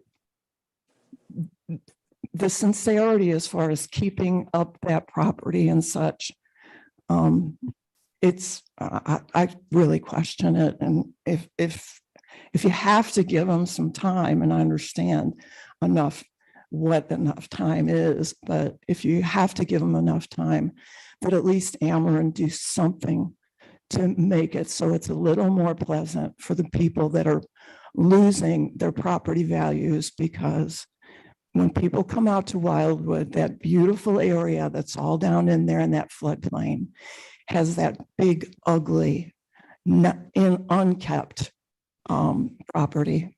Thank you. Son. I have a question for Director Vunich and maybe even Attorney Young. I have a feeling this is going to be a recurring theme with the members of the audience. Do we have enforcement capabilities? Tonight, anything that comes up from hours of operation, anything, do we have that ability, or is it simply, should we be looking at this as yes, no, maybe with the condition of time? I'm thinking hours of operation, parking. We've already seen parking is difficult to enforce. Should the board members be thinking about what arm of enforcement do we have during the next 9 months, 6 months, if we decide? Am I making sense here?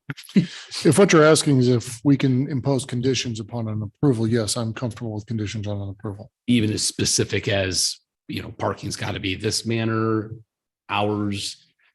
I'm concerned that we put a 10 items in place, and who's responsible to enforce that, and how does that go about? The more general the conditions, the more likely that the enforcement will be accomplished in an appropriate manner. The more specific they become, the likelihood of enforcement on a day-to-day basis becomes more difficult. Because again, if a neighbor were to call and say, the board established a 9 a.m. start time and they were out there at 8:30. Well, we have to be out there at 8:30 to witness it, because if we take it to municipal court, unless that neighbor wants to be a witness, and many times neighbors don't, we have to verify it. And then we're the witness that testifies at municipal court about the violation. So I would caution you in terms of specificity and how many. But certainly that I concur with Mr. Young. He's the expert. One of the key components of the board has always been establishing reasonable conditions to accommodate either the granting of a variance on a permanent basis, or in this case has been requested by the applicant on a temporary basis. Thank you. Just to build on that really quickly, we've mentioned the $4,000 escrow that may or may not be there. Would we have the authority to expand the request for an additional amount in connection with that escrow to ensure cleanup and security of the area? Or is there any limit on the types of conditions and timing that we would be able to approve as part of a condition variance? To respond to your question, Board Member Lux, I would say that if there is an inclination to grant a period of time for them to complete the contracts, address the condition of the yard, and then find another location, I would say that a condition would be that they comply with all the permitting requirements of the city. And that would be a new grading permit. We would require a special use permit from the Missouri Department of Transportation. And as part of those, there are escrows already required. And the amount of escrows would increase substantially just because it's 10 years later. And so from that perspective, if you just were to say, you have to comply with a certain set of regulations and permitting that would be in place for any site that would be utilized for a single family dwelling on up to this.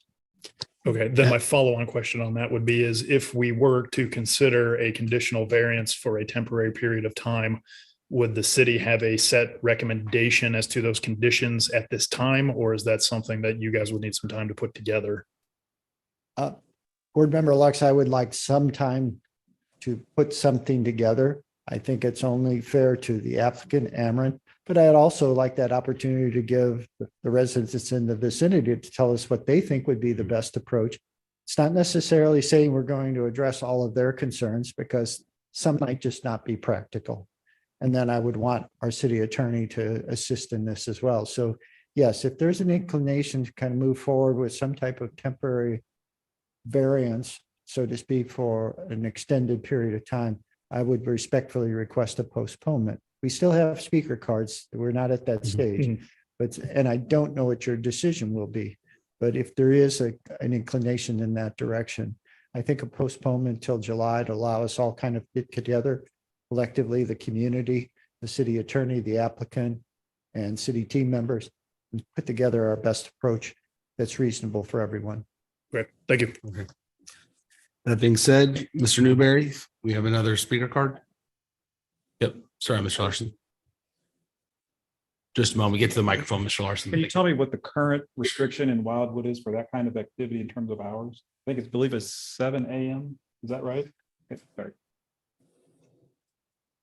For the most part, there's two components you can look at. There's the business licensing, which basically says you can't be in operation from past 11 p.m. and before 6 a.m. The grading code basically is what Mr. Larson's referencing, and for the most part, it's pretty broad. It's 7 a.m. to sunset during the week, and then there's more limited hours on Saturdays and then none on Sundays. And then as the applicant's representatives noted, even the grading code makes provisions for emergencies, those things that come up that obviously need to be addressed immediately. They may be a 24-hour span of time that takes to address them. The grading code does take those into account. Thank you, Director Rainich. Mr. Chair, the final speaker card the department has received is for Mr. Hone. Mr.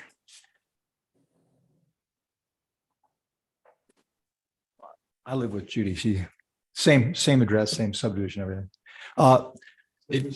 If could just state your full name and address just for documentation. Paul James purposes. Hahn, 19073 Bear Trail, Wildwood, Missouri. Do you solemnly swear that the testimony you're about to give in this cause will be the truth, the whole truth, and nothing but the truth?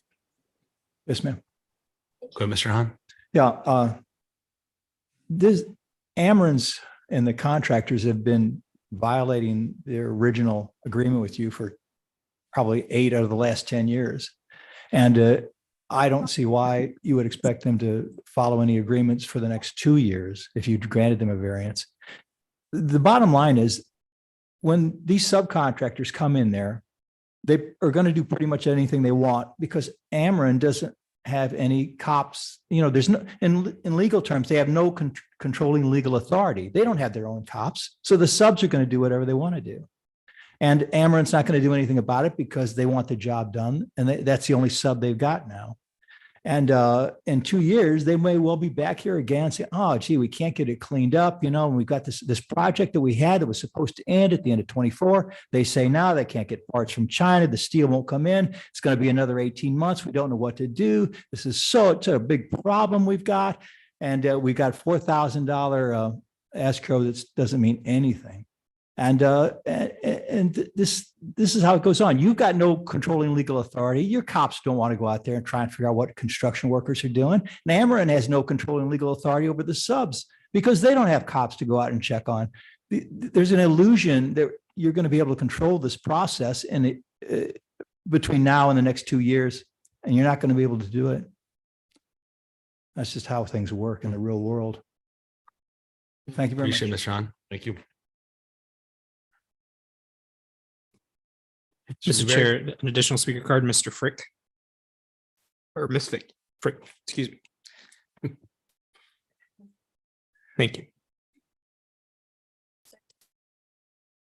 My name is Joanne Frick, 19117 Old Logging Road, Wildwood. I live in Wild Horse Creek Hills.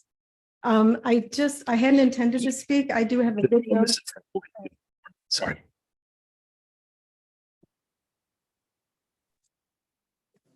Do you solemnly swear that the testimony you're about to give in this cause will be the truth, the whole truth, and nothing but the truth? I do. Thank you. Go ahead, Ms. Frick. As I said, I hadn't intended to speak, but a number of things I did think were missing. This has almost become a dumping ground. That's what it looks like as you go by it. And it's been going on for years. For them to ask for more gravel and more parking, They are now putting porta potties in there. There's one trailer. I, in a previous life, worked at the district court as well as did legal research for the PCB litigation for Monsanto. And I am looking at a line of transformers sitting there. And I know they're not the same, but it's still sitting there. There's no security. There's no fencing. Everything is just being dumped there. Whenever these trucks come and go, there is no signage on the trucks. We have no idea who these trucks were. I assume they were Ameren. One of my neighbors thought it was the cable company because nothing was ever given to us or told to us. So we've let it go year after year. And if Ameren intended to put something there, why didn't they build a facility? They have plenty of ground there to build a facility to house those trucks, but they're subcontracting is what it looks like. So I'm hoping that you're not making a decision tonight. And what you do is give the shortest amount of time because we've already put up with this for years and it's embarrassing. That's all I have to say. Thank Do you, have any Mrs. Frick. questions for me? Mr. Chair, no additional speaker cards have been received. I see a hand up online. Is that correct? Good catch, Mr. Chair.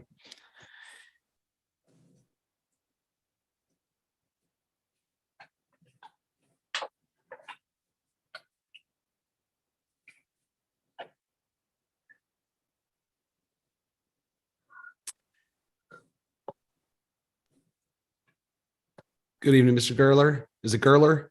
That's correct. If you could please state your name, address, I think we'll get you sworn in for the court reporter, please.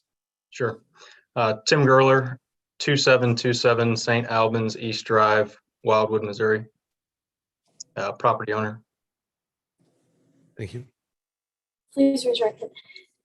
Do you solemnly swear that the testimony you're about to give in this cause will be the truth, the whole truth, and nothing but the truth? I do. Please proceed, Mr. Gerler. All right. First, thank you, staff, for the time this evening and for the comments already that have been mentioned. I'll try not to be redundant on some of these things, so I've tried to make some notes of what has been said, but just wanted to address a couple other things that haven't been mentioned yet, in addition to some of the other comments so far this evening. A couple of questions that I would have that have come to mind as well, in addition to these observations, but as part of some of the dereliction to that property that might need to be pointed out, and this might have some other implications on variance use or permitting that might be allowed, but during winter months, if this would extend back into this fall and winter, I don't know what the regulations are in Wildwood, but they do have open pit fires that have taken place on that property from time to time that seem to be burning some type of either pallet trash or other debris. There's also barrel fires that have taken place as well. And so to kind of add to more of the description of that property and how it's been used has been quite different than the initial permitting process that took place nearly 10 years ago. Along those same lines, as have already been mentioned tonight, the additional storage containers that are now there that weren't there previously, overnight truck parking that I don't think was ever intended to be on that property or for that use, especially when it comes to some of the larger vehicles that are there currently. And as noted, just the large increase in traffic that is there. And unfortunately for the residents that live even closer than I do, in hours that most would probably hope wouldn't be hours of operation in such close proximity to a residential area. When it comes to the topic of storm outages and call outs and using that as a reason or rationale for keeping that proximity to the residential area that we currently inhabit, I had the situation arise for my property shortly after we had moved in July of 2021. Where there was storm damage that took place in the general vicinity of Wildwood in St. Louis County. I live less than a half a mile away from where that subject property is today, and we were without power for nearly a week's time. And so to use that as a rationale for needing to have that location to have quicker response time, I would anticipate that we would have seen a much quicker response time if that was the case, or that was actually how that property was being used. And so I would have to question or would need some additional clarity on how that's being used from a storm resource center standpoint.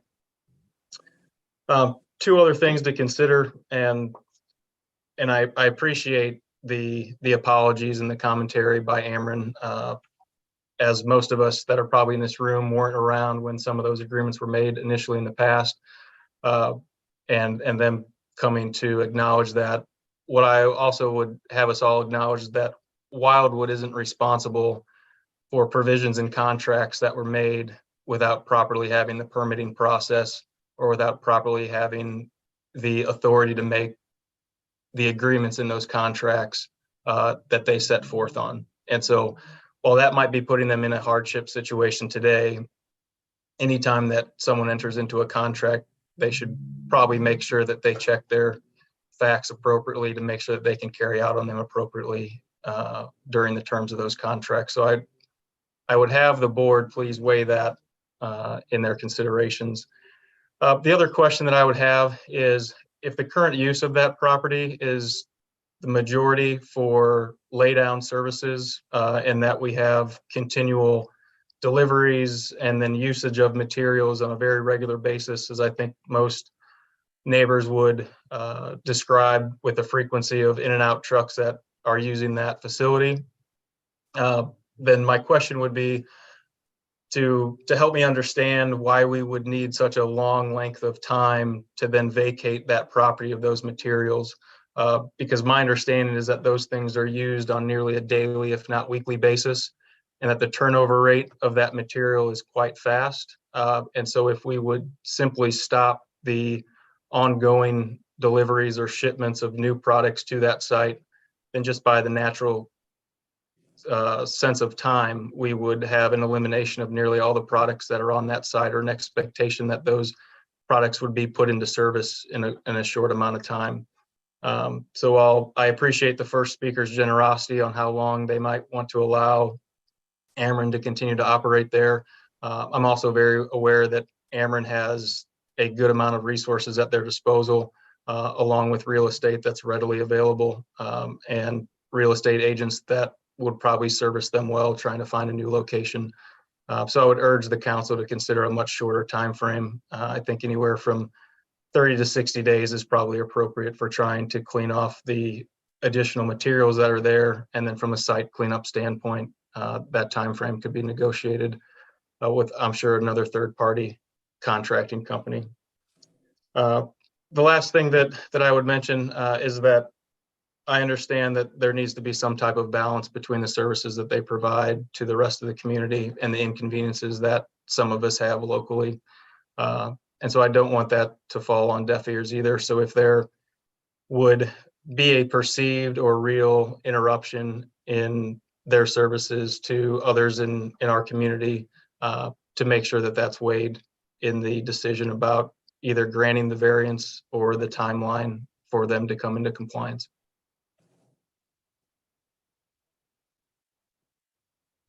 Anything else, Mr. Curler?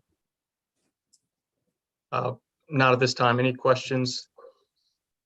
Any questions from the board for the speaker? Thank you very much. Okay, thank you. Mr. Chair, I have a couple questions for Mr. Vunich. Please proceed.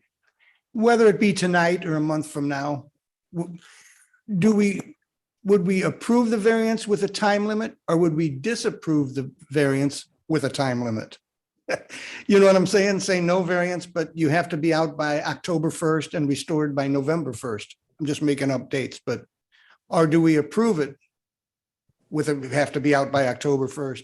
And I would like, when we get there, we want definite dates, period. A date to be vacated and a date to be restored.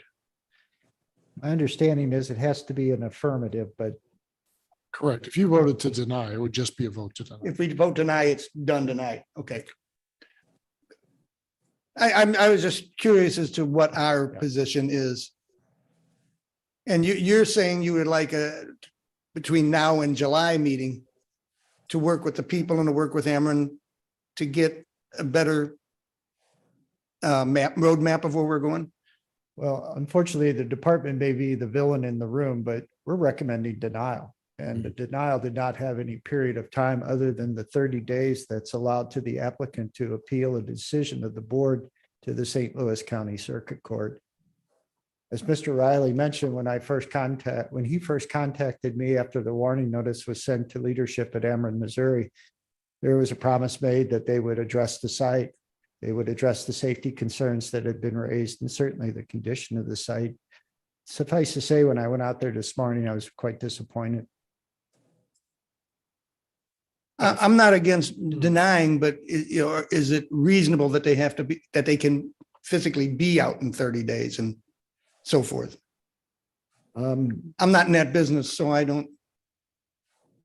From the perspective of the department, I think the last 3 years have been probably the most difficult in construction between supply chain, the lack of labor, just everything that's going on. So is 30 days reasonable? Probably not.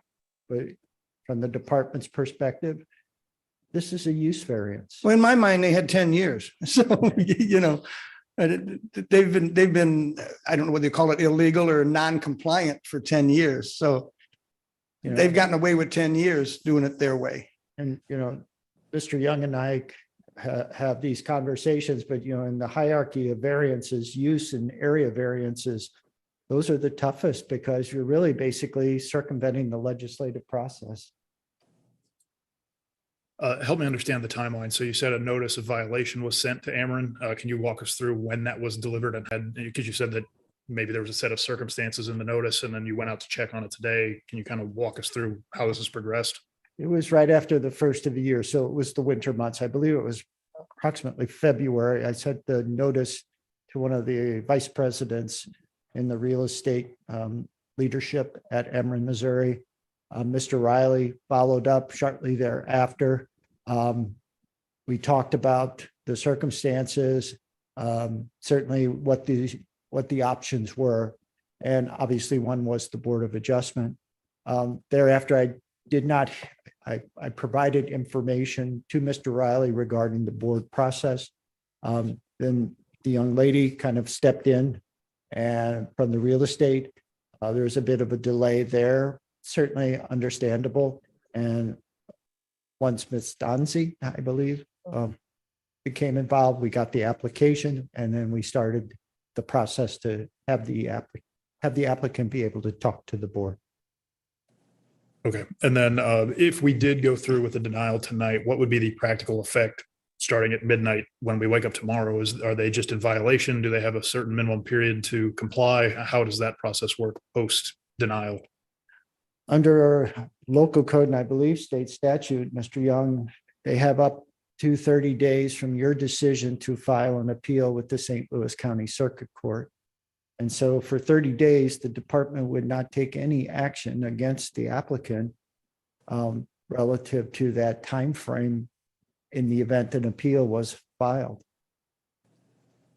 If no appeal is filed, then probably on that 31st day, I would be looking for someone to issue a summons to.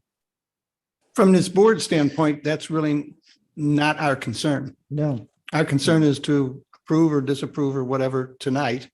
And then the process will take care of that. Yes, it's all established either under the enabling legislation from the state of Missouri that allows boards of adjustment to function. And then our local code, which establishes the authorities and duties, as Ms. Keefe mentioned when she was introducing the municipal code into the record. Okay, so let me understand one thing. If we say no, they could appeal. Ameren could appeal. If they choose to appeal, do they have to be out in 30 days? Or during the appeal process, are they allowed to continue on until that's resolved? I think what the Mr. Vuden's just stating, and I think it would be appropriate, is during the course of appeal, any remedial action by the city would be stayed during that process to wait for the court decision. Okay, so here's my deal. I mean, we all have kind of our own way of thinking about this. I don't like that option because I'm thinking about the residents here. Okay, and I love the Ameren because my lights go on when I flip the switch. Okay, But I'm thinking about the residents, and if they appeal, you may be hanging out there for a long time. So I would be more in favor of thinking through and giving you some time, maybe we postpone this for a month. But I'm sitting here saying they want this December of 2024. I personally do not feel real good about that number. Okay, that date. I don't like that. December of 2023, not the best, but it's a reasonable Christmas gift. Okay. And it's like, maybe that could work if there's some other things that everybody could somewhat agree to and bring it back in July. Maybe we could make that work. I know that the residents would love them out tomorrow. And it's not that you don't like them, but you're kind of really tired of that whole thing. I get it. But holy cow, they've got the planes in the air. They need a little bit of time. So I'm sitting here thinking, give them to the end of the year with the appropriate conditions that would be fair to everybody. Let's see if we can make that work.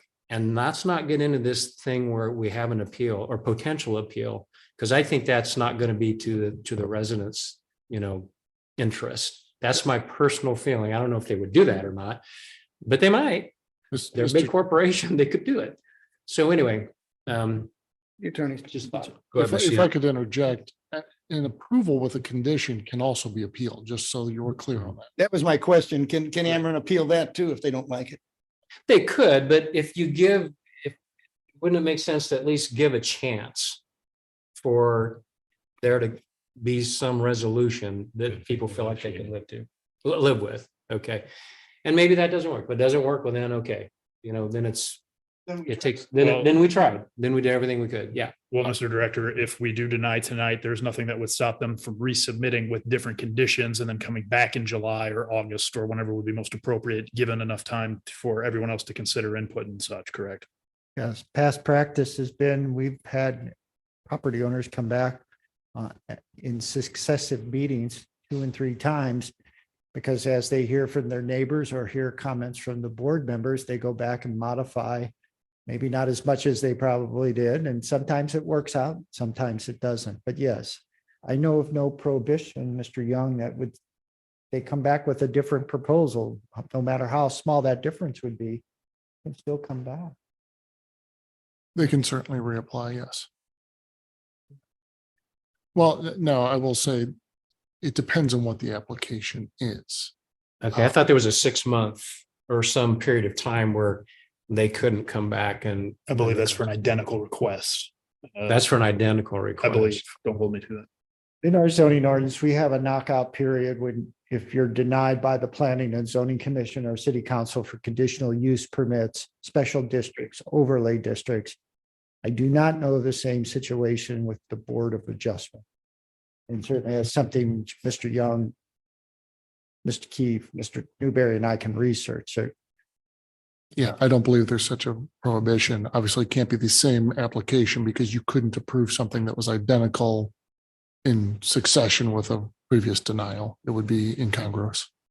Okay, so to be clear, if we were to deny the request, the variance request, Ameren could come back in a month and say, how about if we think about it this way? They could do that in July. Yes? yes, the responsibility would be for the city attorney and the Department of Planning to ensure that there is a difference.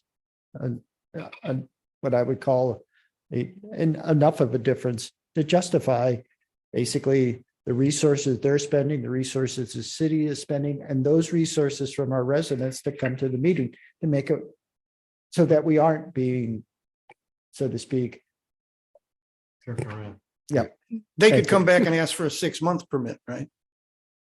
Yes, I mean, obviously they provided testimony tonight that indicates they have under an optimum situation, they'd like to use the site forever.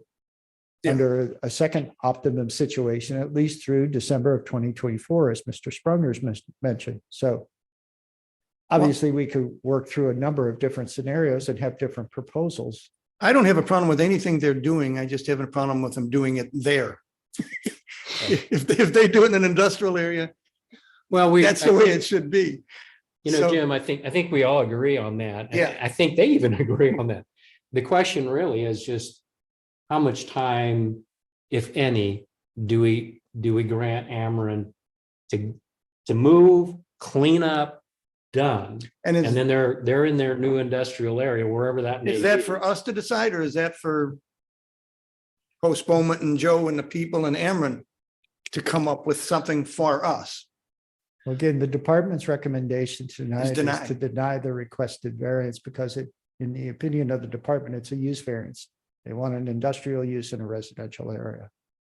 Certainly, I'm empathetic to the applicant. They provide obviously one of the most valuable services of any of the utilities.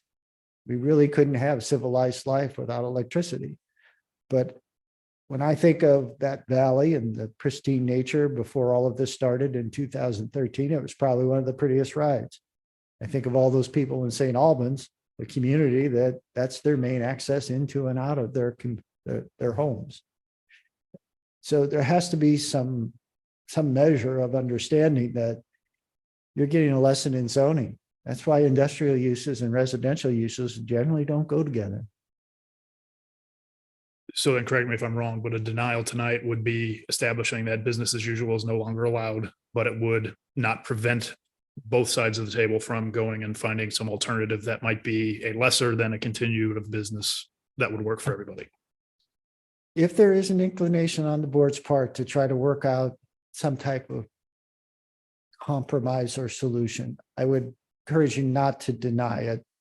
I just think that's kind of it limits the flexibility, I think, of the parties, because obviously these two individuals, this Ameren, are like us as team members to the city. There's the mayor, there's 16 council representatives. You have to go back to them and they may say, listen, this isn't what. So I would just say, if there is that inclination, give us the 30 days to see if we can fashion a solution that the residents, the applicant, and the city all feel like, okay, this is pretty reasonable and we can all live with it, knowing that there is a date certain when all of it is to conclude and the sites return to a permitted use. I'm not saying it has to be an agricultural field, which is a permitted use, but it's returned to a permitted use. Okay. And then final question from my end would be do you think a 30-day postponement would be sufficient amount of time for you to collect recommendations and get input from the community, or would you recommend a 60-day period? Well, it is summer and I know that there's vacation schedules. I wouldn't want to necessarily schedule something and, half of the residents in the area aren't available because they're on vacation or something akin to that. Or you as the 5 members, you're on vacation, but you have the firsthand knowledge because of participation tonight. So I don't know. I would say maybe the motion is no longer than 60 days. If things work out and we can get it back in July, great. But if not, we're certainly back in August. Okay. That sounds reasonable to me. Yeah, it seems very reasonable. I'm going to at least share with Ameren specifically. At least this guy is not going to feel real good about it December 2024. I may feel okay about it December of 2023. So, again, I'm not saying what I'm going to vote yes or no on, but I'm giving you a really big hint, at least where I'm coming from. Okay. So, if we vote to postpone, think really hard about figuring out how to get an accelerated schedule. Okay, I'm done. Thank you, Arnie. Any other speakers? I know we're past. I just want to make sure that nothing came up. Hold on, Mr. Chair. Someone has raised their hand. And Mr. Gerler has raised his hand again.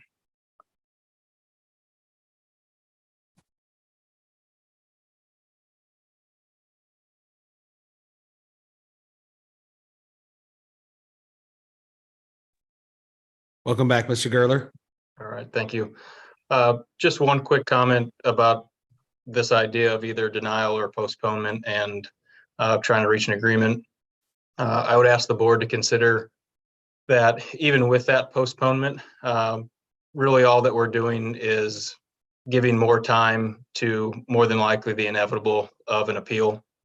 Because quite frankly, if we give it 30 days, if we give it 60 days, if we give it 90 days, if the terms aren't agreeable by Ameren, all that that's going to do is just postpone the time frame of trying to get compliance, and just allows them still the same opportunity for another 30-day window that they can then appeal that to the St. Louis Circuit, which will then just delay that process even further into the future for trying to get some restitution for some of these more local residents. Anything else, Mr. Gerler? That's all. noted. Mr. Chair, you. if I may. Mr. Gerler's point is very valid. It recognizes probably some practicalities that either have been spoken or have gone unspoken. What I would say is if there's a 30-day or up to a 60-day postponement and nothing changes at the site, then yes, I think Mr. Gerler's point's well taken. It's like, okay, they've heard from they've heard a lot of comments from a group of residents about hours of operation, conditions on the site, just the lack of information about what's being stored there. All of those could be addressed as that 30 or 60-day windows unfolding. And if nothing happens and all of a sudden we're back here, we have, let's say, a set of conditions, but the site still looks the way it does, the safety concerns still exist, and those are legitimate. State Highway T is a dangerous road, particularly at Route 100 and T, the intersection. There's been many fatalities there. So like I say, it's just, I think there's just a lot of things that could be done to improve the conditions and kind of offer that, yes, we took tonight's meeting seriously. We'll go back to our leadership and explain what we're doing. They may say, we need to get out of there, or we're going right to court. I don't know. But again, just to remind you, the department's report is a denial with no conditions associated with time. Thank you. Thank you, Director Munoz. At this time, would anybody like to hear an oral presentation of the department's report? We had a few stands. Oh, I'm sorry. I didn't see that. Go ahead. Please proceed, Mr. Hahn. I think what you're going to see from a legal standpoint is no matter what you do, the Ameren's going to go to their lawyers and say, can you put this out 2 years? And they'll say, yeah, we'll delay it. We'll go to court. We'll come back. We'll make another request, delay it until the contracts that they've got, unfortunately, in 24 or 25 are over with, assuming there's no delays. And then the appeals will go away. And the bad is on us that this was allowed to go on 8 years. And now we're probably stuck with another 2 years because they can keep us tied up in court that long. But that's all I had to say. And it's very well that could happen, but as somewhat of an optimist, I'm going to trust that Ameren is true to their word and they're going to do the right thing for the community. And now we're going to find out, maybe. We want to give you the opportunity.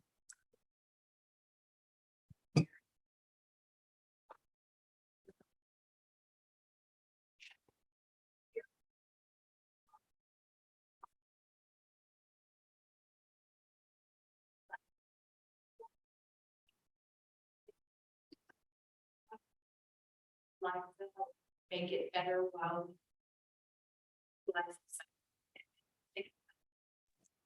I can't hear anything. I haven't heard anything at all.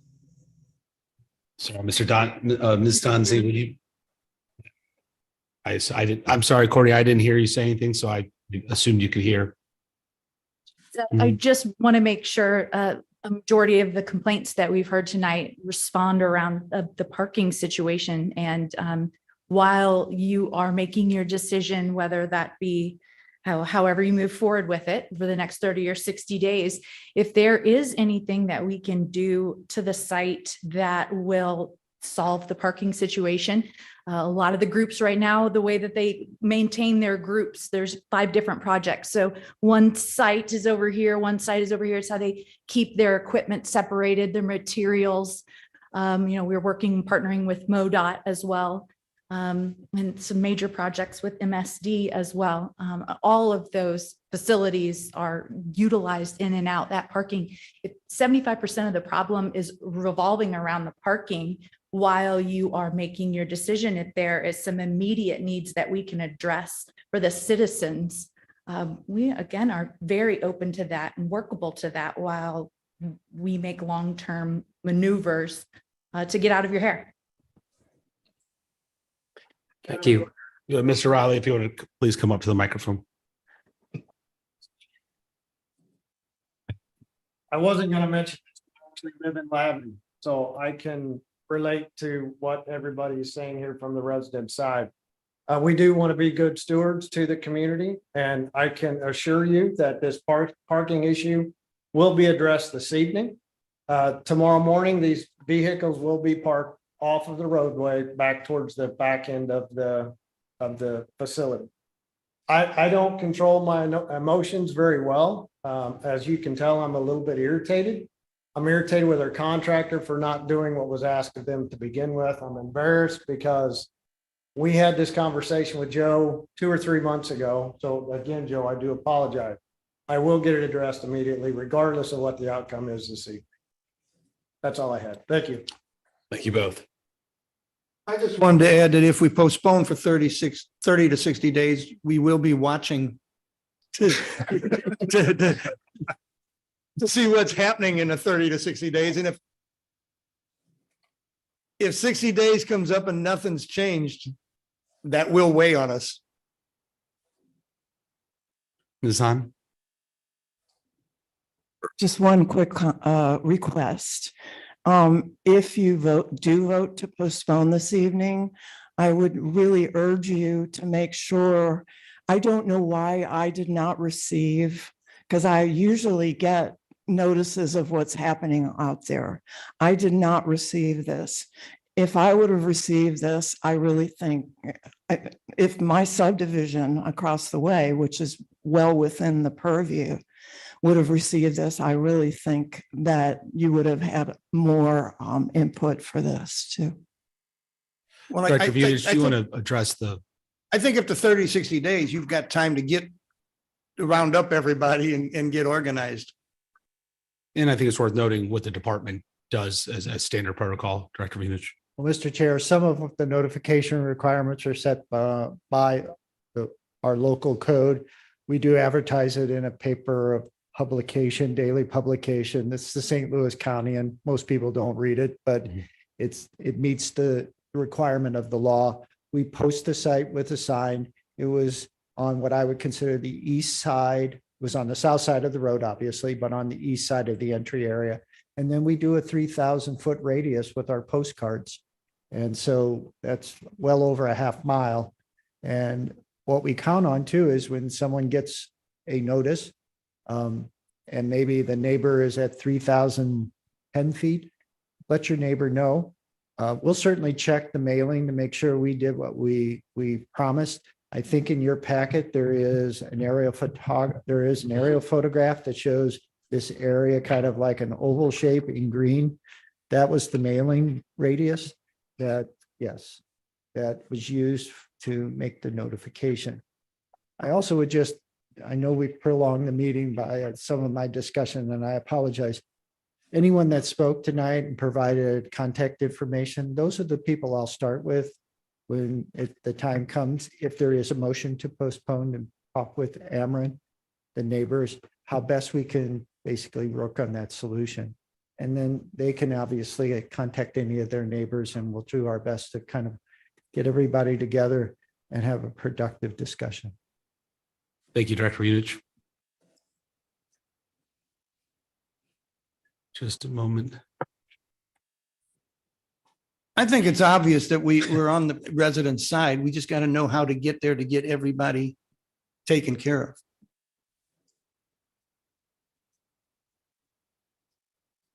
Good. And I know there's been some concern about this is just going to delay it and then it's just going to end up.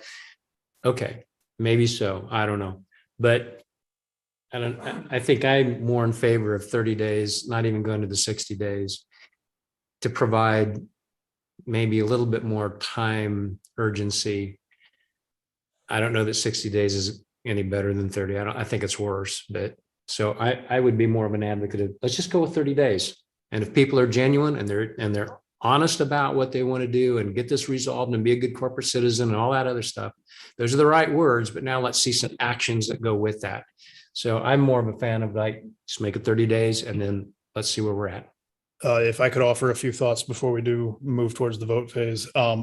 I think that given the issues have been present for 6 months, and that does seem there has been some discussion as to corrective behavior that should be taken or could be taken, and that has not been effective to date. I don't know that a postponement would be effective. I would probably lean towards denial with the intent that it would minimize the amount of time for a corrective action to be taken, because then they have the obligation to appeal or come to the table with an alternative solution to either the July or August meeting that would then solve the problem if all parties are satisfied. So I would tend to lean towards the director's recommendation as well of just denial.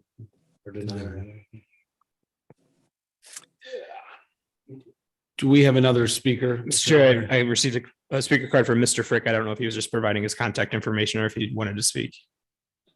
Mr. Frick, would you like to speak? You could please state your name, address, and we'll get you sworn in. Yes, my name is Jerry Frick. I live at 19117 Old Logging Road in Wild Horse Creek Hills subdivision. Just a moment. Wildwood, Missouri, 63038. Thank you, Mr. Frick. We'll get you sworn in here. Do you solemnly swear that the testimony you're about to give in this cause will be the truth, the whole truth, and nothing but the truth? I do. Please proceed. I just have one concern. I listened to the representatives from Ameren, and my concern is what their concern is. I mean, I hear that they acknowledge that the biggest problem is 75% is parking. It's not 75% is parking. For 10 years, we drive by that site and we see a dumping ground. We see everything. This is not Wildwood. Okay.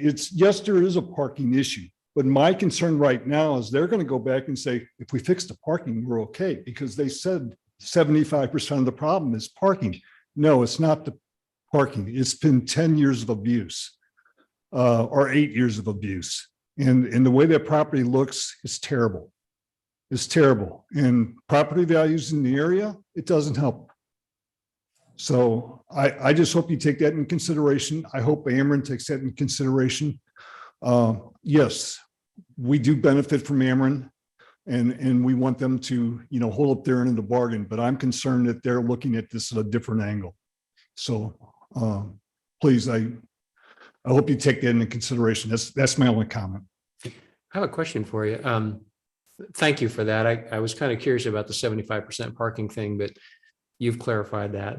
Yes. And that was the comment from Ameren. I mean, my interpretation when they both came up, they talked about the parking, and it seems like if we fix the parking, we're going to be able to stay. And that's my interpretation of what I saw. Thank you for that. Okay, that helps clarify it. And I see heads nodding in affirmative. So I think you have agreement on that. Would you like an opportunity to sit down with Ameren and try and work something out? Or are you like, I'm done with that? Well, I think Ameren I would like to work something out, but there's got to be an end game for this site. It needs to be in an industrial area. Mm-hmm. It needs to be, this site needs to be taken care of, cleaned up, and they need to go, bottom line. And, for over 8 years, I was not aware of this, that this went on for 8 years after the permit. That seems unacceptable. And I think we're on the same page. Yeah, I'm in the same way. Ameren- I would, I want Ameren to have a place, Sure. a facility for that, but it doesn't need to be there. It needs to be at an industrial site. Right. I think what I'm really trying to get a sense from the residents is, would you like for the board to just say no tonight, or would you rather say, can you give us just 30 days? Let's see if we can work something out. And because I want to please the residents in this whole thing as much as possible. My gut feeling is Ameren is going to push this as long as they can. Okay. Thank you. Okay. Yeah. Thank That's you. my gut feeling. Yep. Yeah, and Arnie, if I could, if we did deny, it does not stop them from continuing to work on the issue. It just puts the time pressure on to expedite. So if there is an exit strategy or a workout, it doesn't affect that. Okay. Yeah. Good. Just about, Mr. Riley, if you could, please. I do want to add, our job is to do our Thank you, Mr. job, Frick. you know? I just want to ask and clarify to that point, if this is denied tonight, are we required to shut down immediately? That would be a question for Director Unich and Attorney Young. The department's practice over the past 28 years is during that period of 30 days, we do not require the curtailment or the conclusion of activity. The assumption is that if they file an appeal and the court were to rule in the favor of the applicant, all we've done is actually created more of a problem. And so 30 days is the length of time that we accommodate. And to that, if this is denied, tonight is out of my hands. I can't continue to work with the city to make amends. It goes to our legal department at that point. I have no control over at that point. So I just wanted to point that out. Thank you. Thank you, Mr. Riley. Director Unich. Mr. Chair, Yep. just as a reminder to the 5 board members, you're here to consider hardships relating to the character of the property or unique circumstances with the application of the code.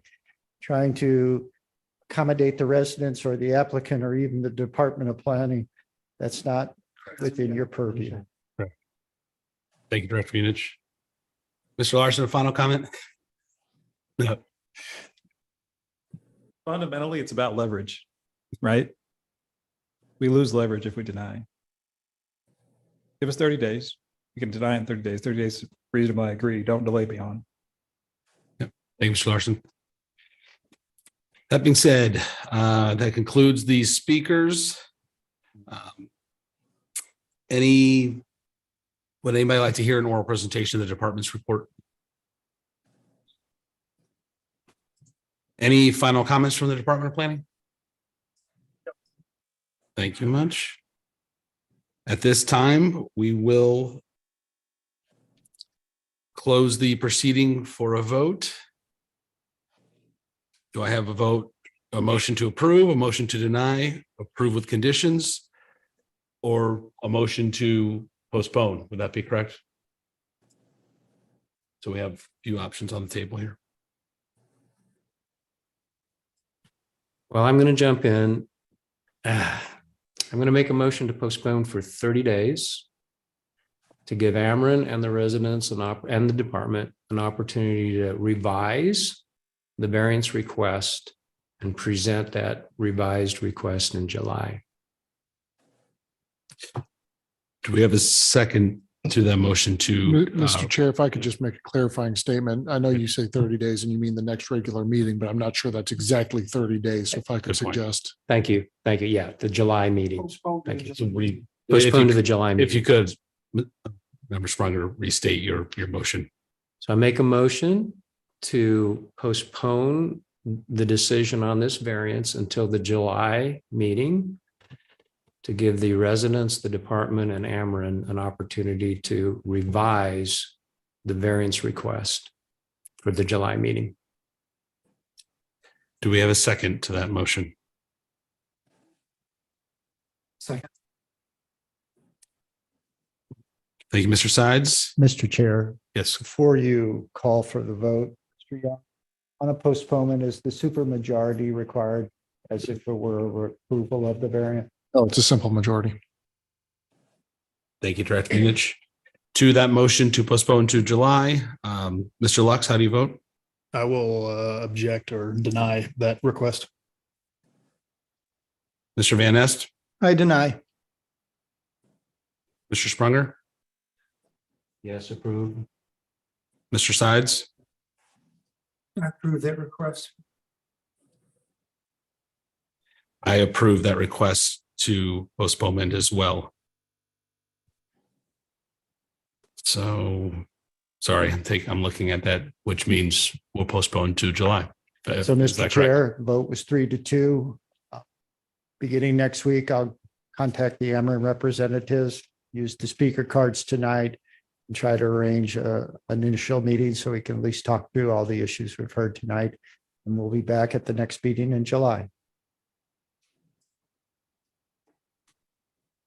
That being said, any other business director units or is that close the proceedings? Well, we had talked about a training session at the conclusion of tonight's meeting. I don't know if you've been watching your clocks, but it's almost 9 o'clock. I'm assuming maybe training might be preferred at a different time. It's only 3 hours. That's a very important fact that I probably should. So, yes. I would agree that we'll look to schedule that training. I make a motion, we postpone the training. Yes. Yes. That being said, consider these proceedings closed and we will see everybody in July. Thank you much. Thank you, Courtney.